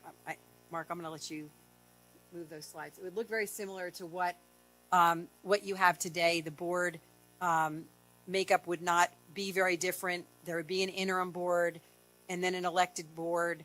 I want to talk for a second about Greenbrook, because there would be 2 questions on that initial ballot regarding the expansion of the 912 to an all-purpose regional. You would also be asking the voters whether they would support having Greenbrook become a constituent district of the regional.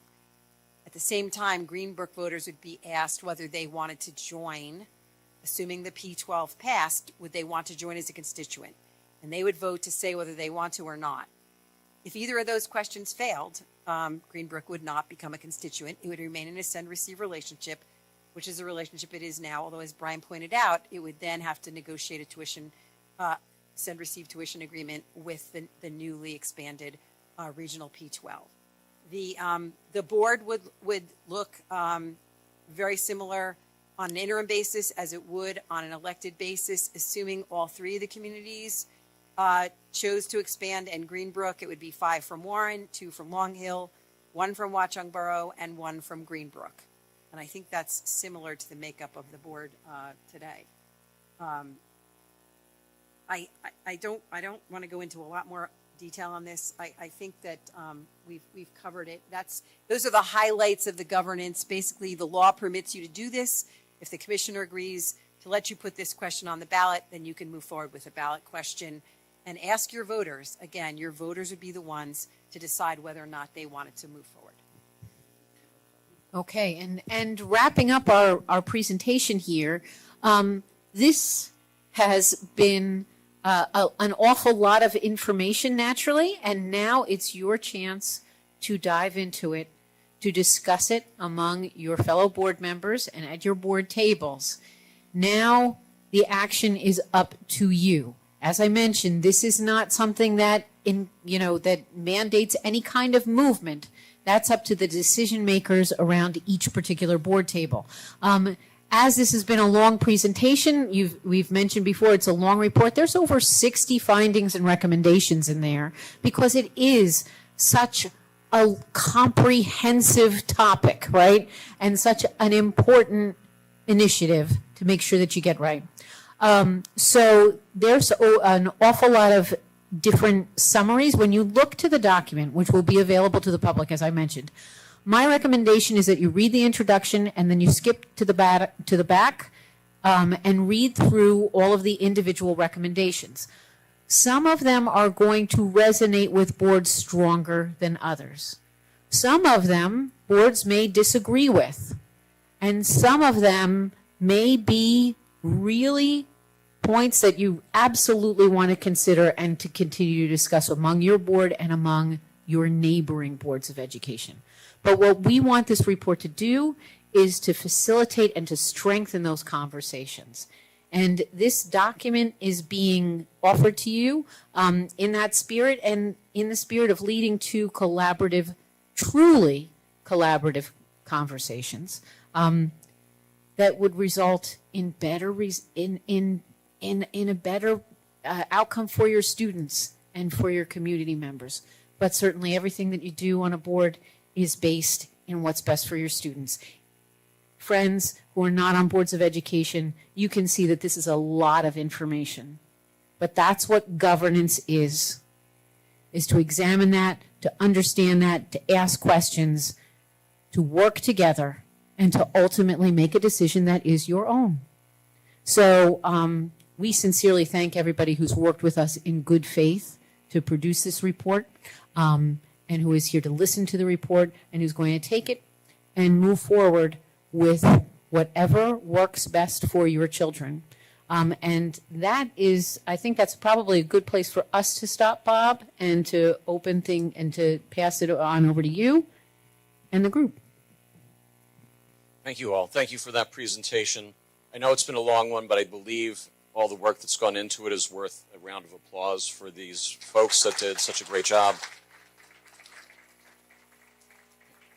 And I know it's been a little bit of, there's a lot in there, and they skipped over a lot. There's a 250-ish page report, again, with all the background information.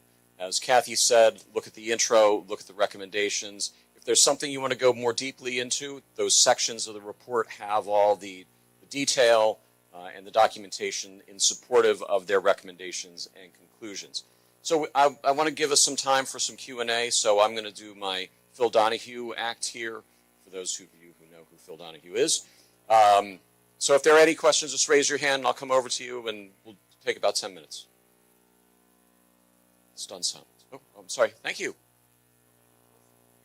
Will they be posting the full study online or just the slide over?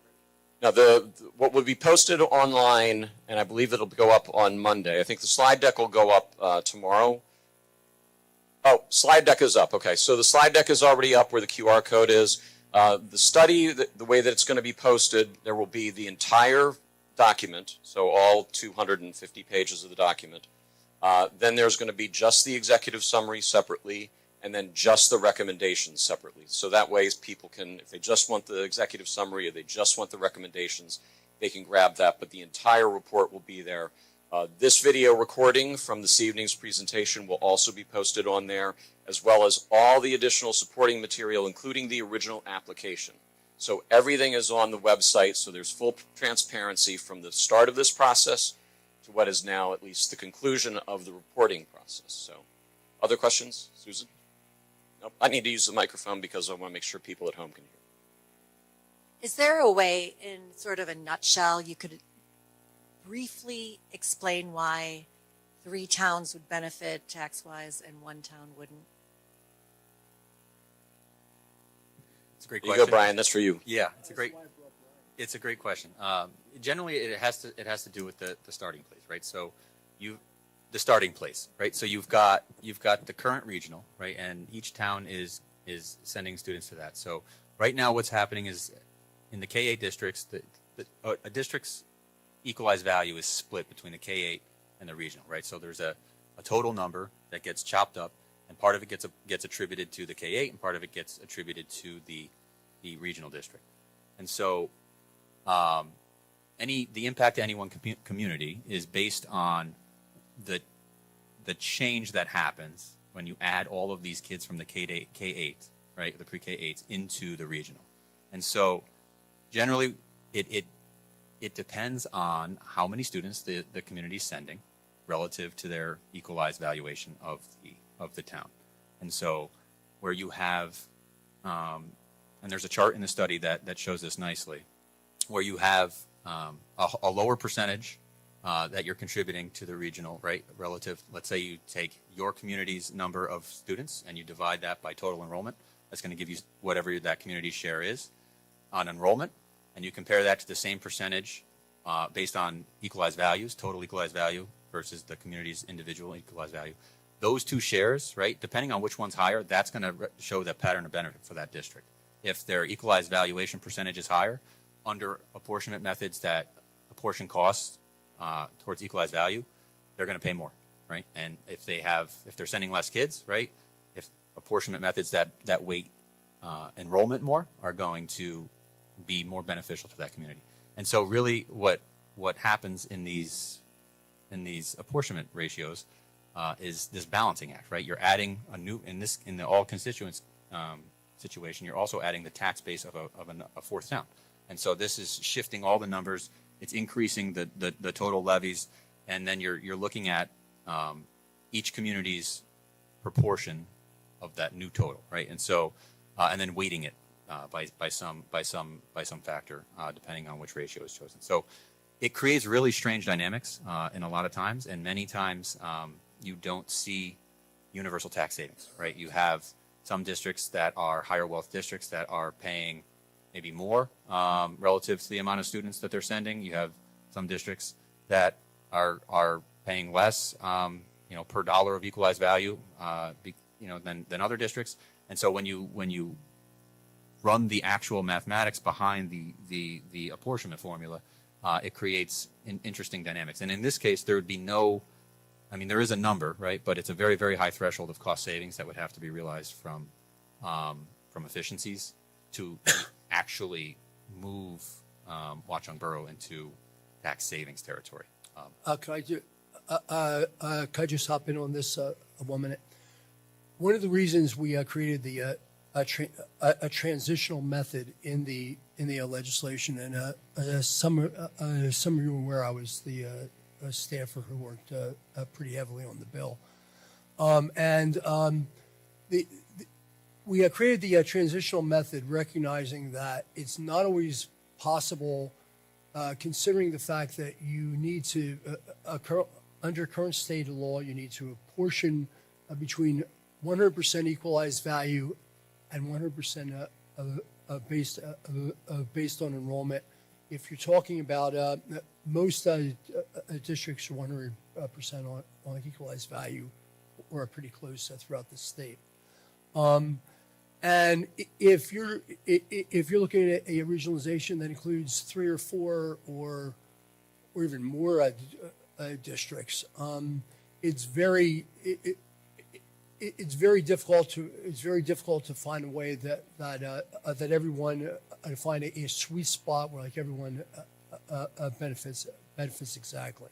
So providing a 10-year phase-in to the state formula that requires something on the scale of 100% equalized value and 100% enrollment.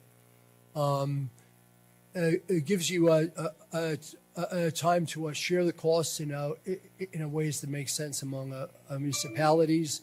It also enables you to consider relative debt levels, and frankly, a demographic study that we provided goes out 5 years.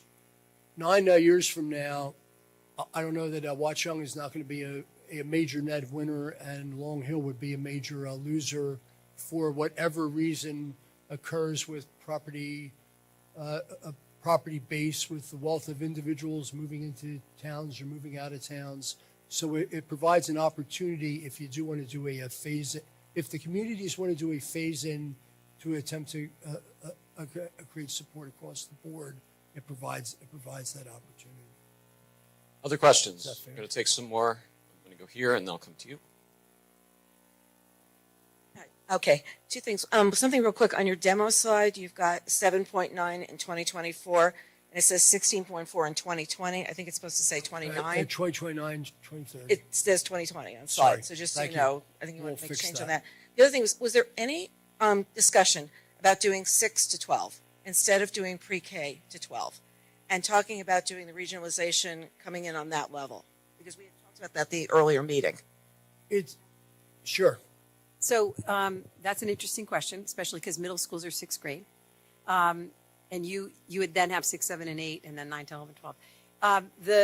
There's a couple of questions around this. Number one, it's not a 6 to 12 regional is not currently a recognized district. This is a conversation I think you'd have to have with the State Department. It would also mean that all of your K-8s would then become K-5s. Like there'd be a lot of transitions that would have to happen. So that's not something that we look at because it's not really a recognized option, and no one really raised it until now.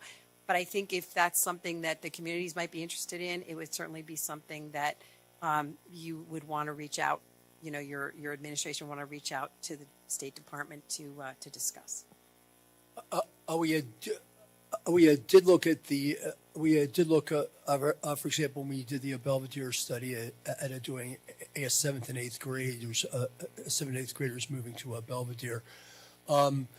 But the idea of 6th grade as middle school, we now think of 6th or 8th grade as a middle school. When all the state laws were passed that created this, they thought middle school was a 7 and 9, and so it would require changes in the law.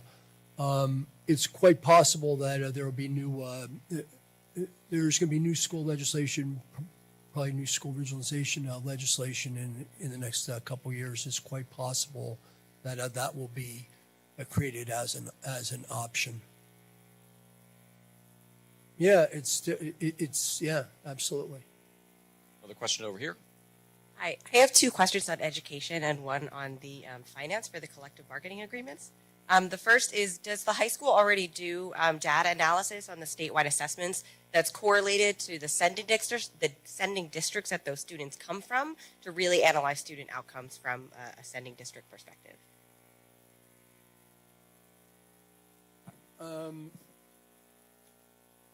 Not that we know of. That's really a good question from Seeing as the state tests are given in the spring, there are students by then, so we don't split them up by sending district. That being said, though, we do look at other data at the beginning of the year in terms of level changes and distribution of grades, just to see if there's any kind of imbalance for conversations we want to have with the K-8s in regard to that. So we look at limited data in their 9th grade year, but beyond that, once we get to the spring, we really don't because, they're all Watchung Hill students by then. All right, another question? My next education question is, you talked a lot about the 9th grade teachers and their anecdotal ideas. Did you also meet with 8th grade teachers from the sending districts or speak specifically to the directors of curriculum or supervisors to understand what that current landscape looks like and alignment of program? We did speak to the curriculum coordinators from the districts. We did. In fact, not everybody has the resources to have a dedicated individual to curriculum coordination. It's one of the variations that happens, which is frankly one of the reasons why a full K-12 system or PK-12 system would allow you to ensure that everybody could have the same kind of curriculum supervision. Last We one. did not meet with the 8th grade teachers, no. Sorry, last one. On the collective bargaining agreement, there were 2 slides. The first one said that the 9-12 teachers would stay on the Watchung Hills regional contract, but then talked about the salary guides for Warren, Long Hill, and Greenbrook. So is that something that is proposed in the report?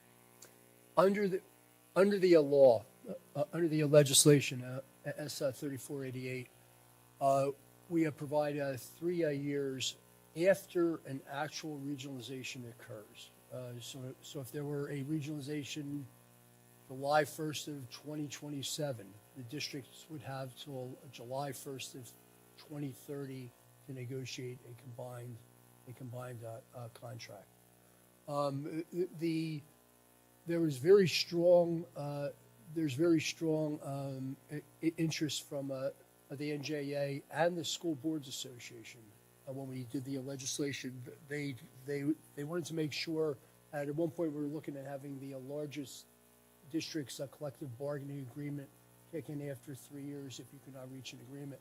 There's very strong feelings that you did not want the rules for a second grade teachers to apply to a 12th grade teachers or vice versa. So the decision was made in the legislation to have the largest district that represents those grades be the governing contract. So therefore, the 9th through 12th grade Watchung Hills would continue because it is the only 9th through 12th district. Warren is by far the largest. Its contract would kick in at that point. When Henry Hudson merged, they actually had a combined contract the day before they merged because everybody knew it was coming. And the other thing from an education or a teacher standpoint is that the legislation that preserved tenure and seniority rights across all the various districts earned in any district. Just to clarify, though, important. it's only if there isn't a successor agreement. Right. They are going to negotiate, like the new P12 would negotiate the next teacher's contract. Mm-hmm. Right. Those two differences, the PK8 and the separate 9 to 12, is only if there's not a successor agreement at the 3-year point that Mark cited. Right. And I just want to speak to the question that you raised about speaking with the 9th grade teachers and rather than the 8th grade teachers. First of all, I want to thank the teachers who came out to that. We had a very large room. It was a terrific conversation, very informative, and we asked a series of questions that are standard to all of the studies that we do. And I would say, I don't know if it was a mistake to use that word. I wouldn't use the word anecdotal. These are the teachers who work with our children every day, and we focus on 9th grade because that's the critical year.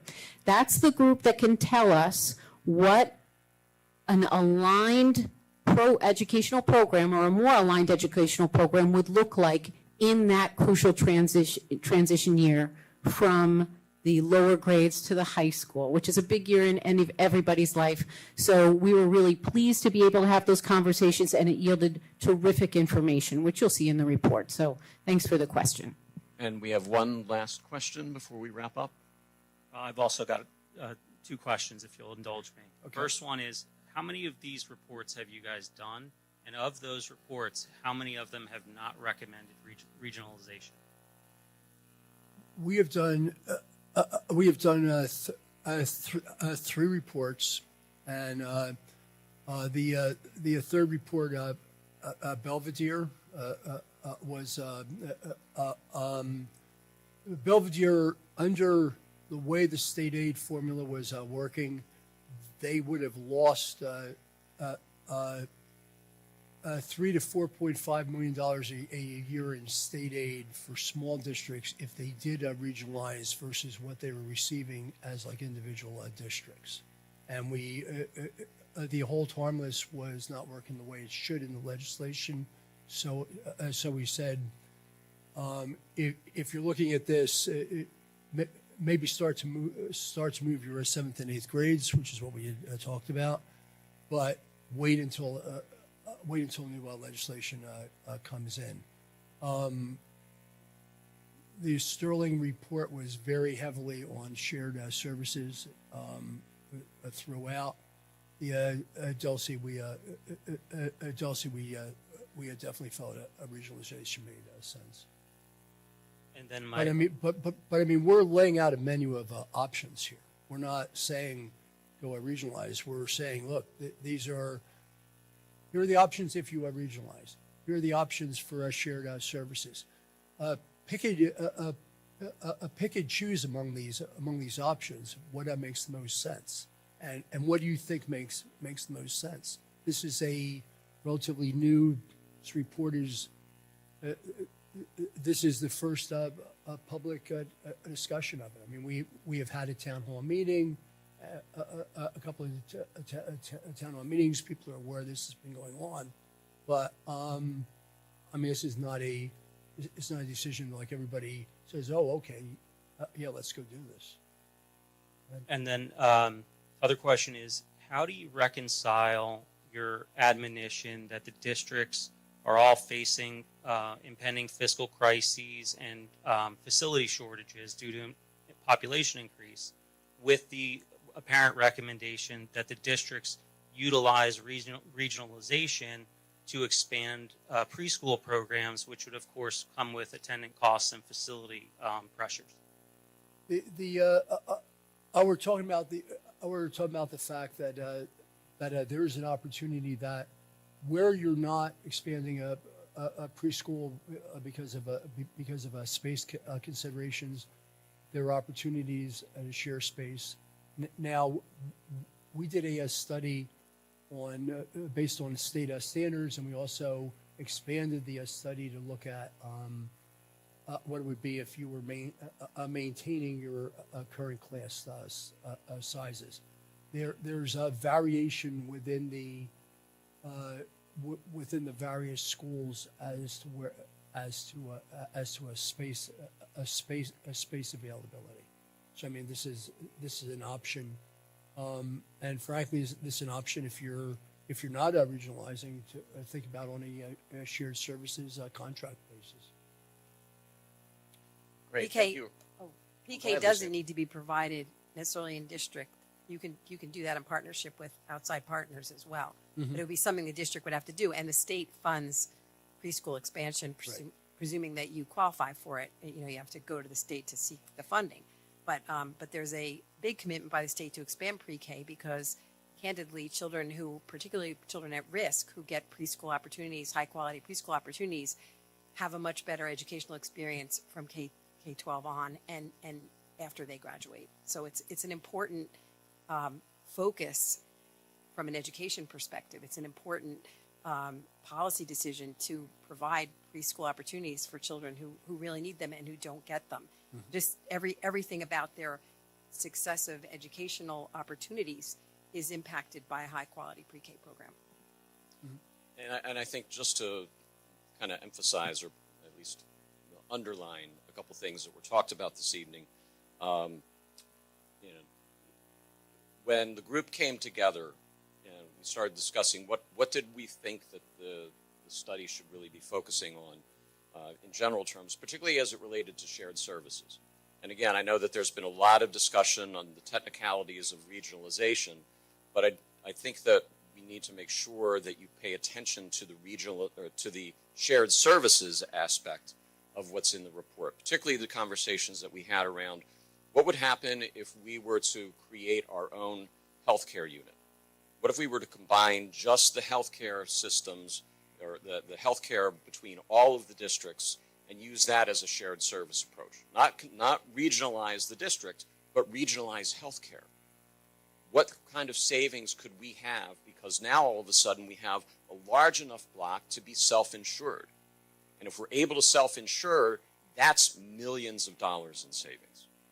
If we look at transportation, is there a way to do transportation that can be more efficient? That was another priority that the group put in front of everyone as a discussion point. And what could those benefits possibly be? And then the third area that they talked a little bit tonight about was special education, special services. What if we created a K-12 regional special services unit that served all of the districts, but the districts are still independent, right? So that's an opportunity to share special education without regionalizing. There's an opportunity to share transportation without regionalizing. There's an opportunity to share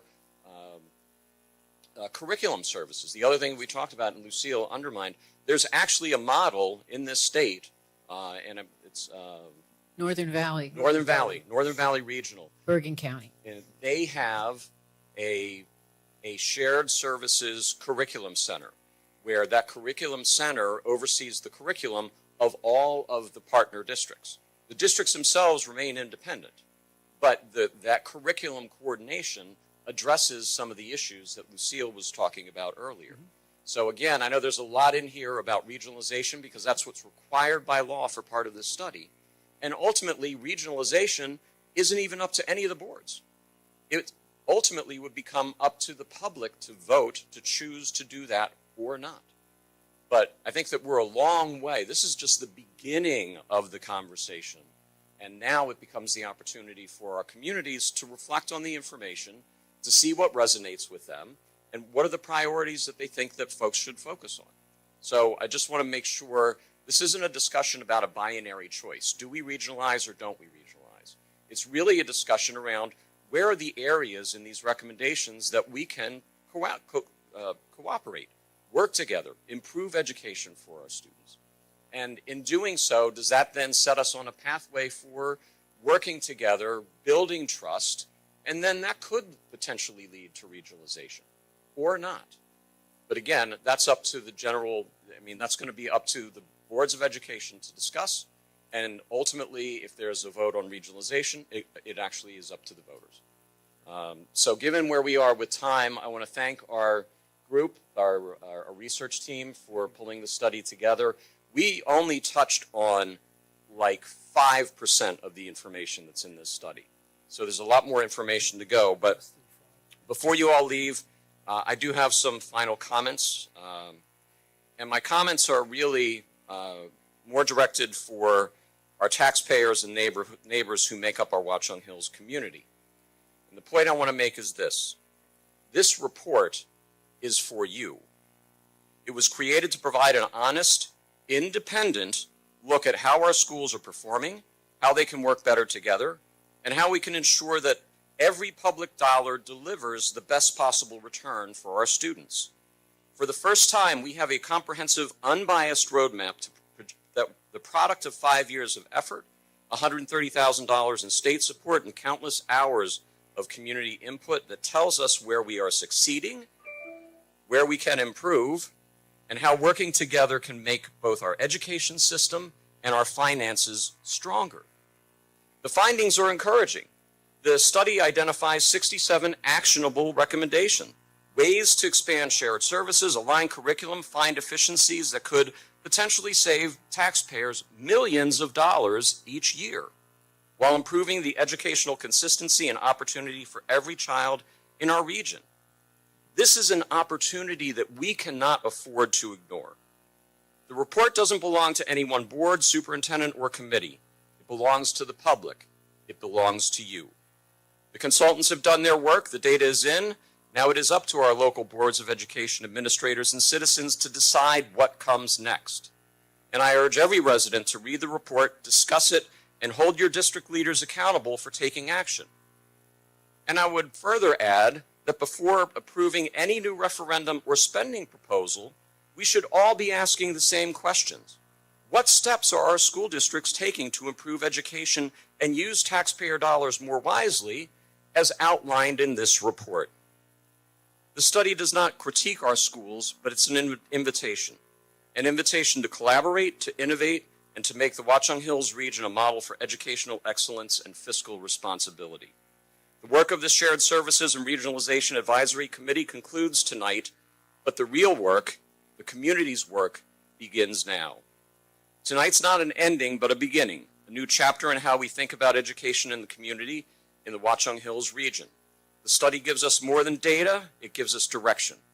It reminds us of the progress happens when we face facts honestly and work together respectfully with integrity and keep our focus where it belongs, on the students who will inherit the results of our decisions. Our children deserve the best education that we can provide. Our taxpayers deserve the accountability and value. And our educators deserve a system that supports collaboration, innovation, and excellence. The path forward will not always be easy. Change never is. But if we meet this moment with courage, with transparency and cooperation, we can create something remarkable, a stronger, smarter, more unified system that truly serves every child in every town. 70 years ago, community leaders came together with a bold idea to create a regional high school that would bring our towns together for the benefit of their children. That same spirit of vision and leadership is needed again today. Let's honor that legacy by stepping forward together to build the next generation of educational excellence in the Watchung Hills region. Our students, our educators, and our citizens in our communities deserve nothing less. It's time to get to work. Thank you all for your time this evening, and we look forward to sharing all of the information from the study over the next few days.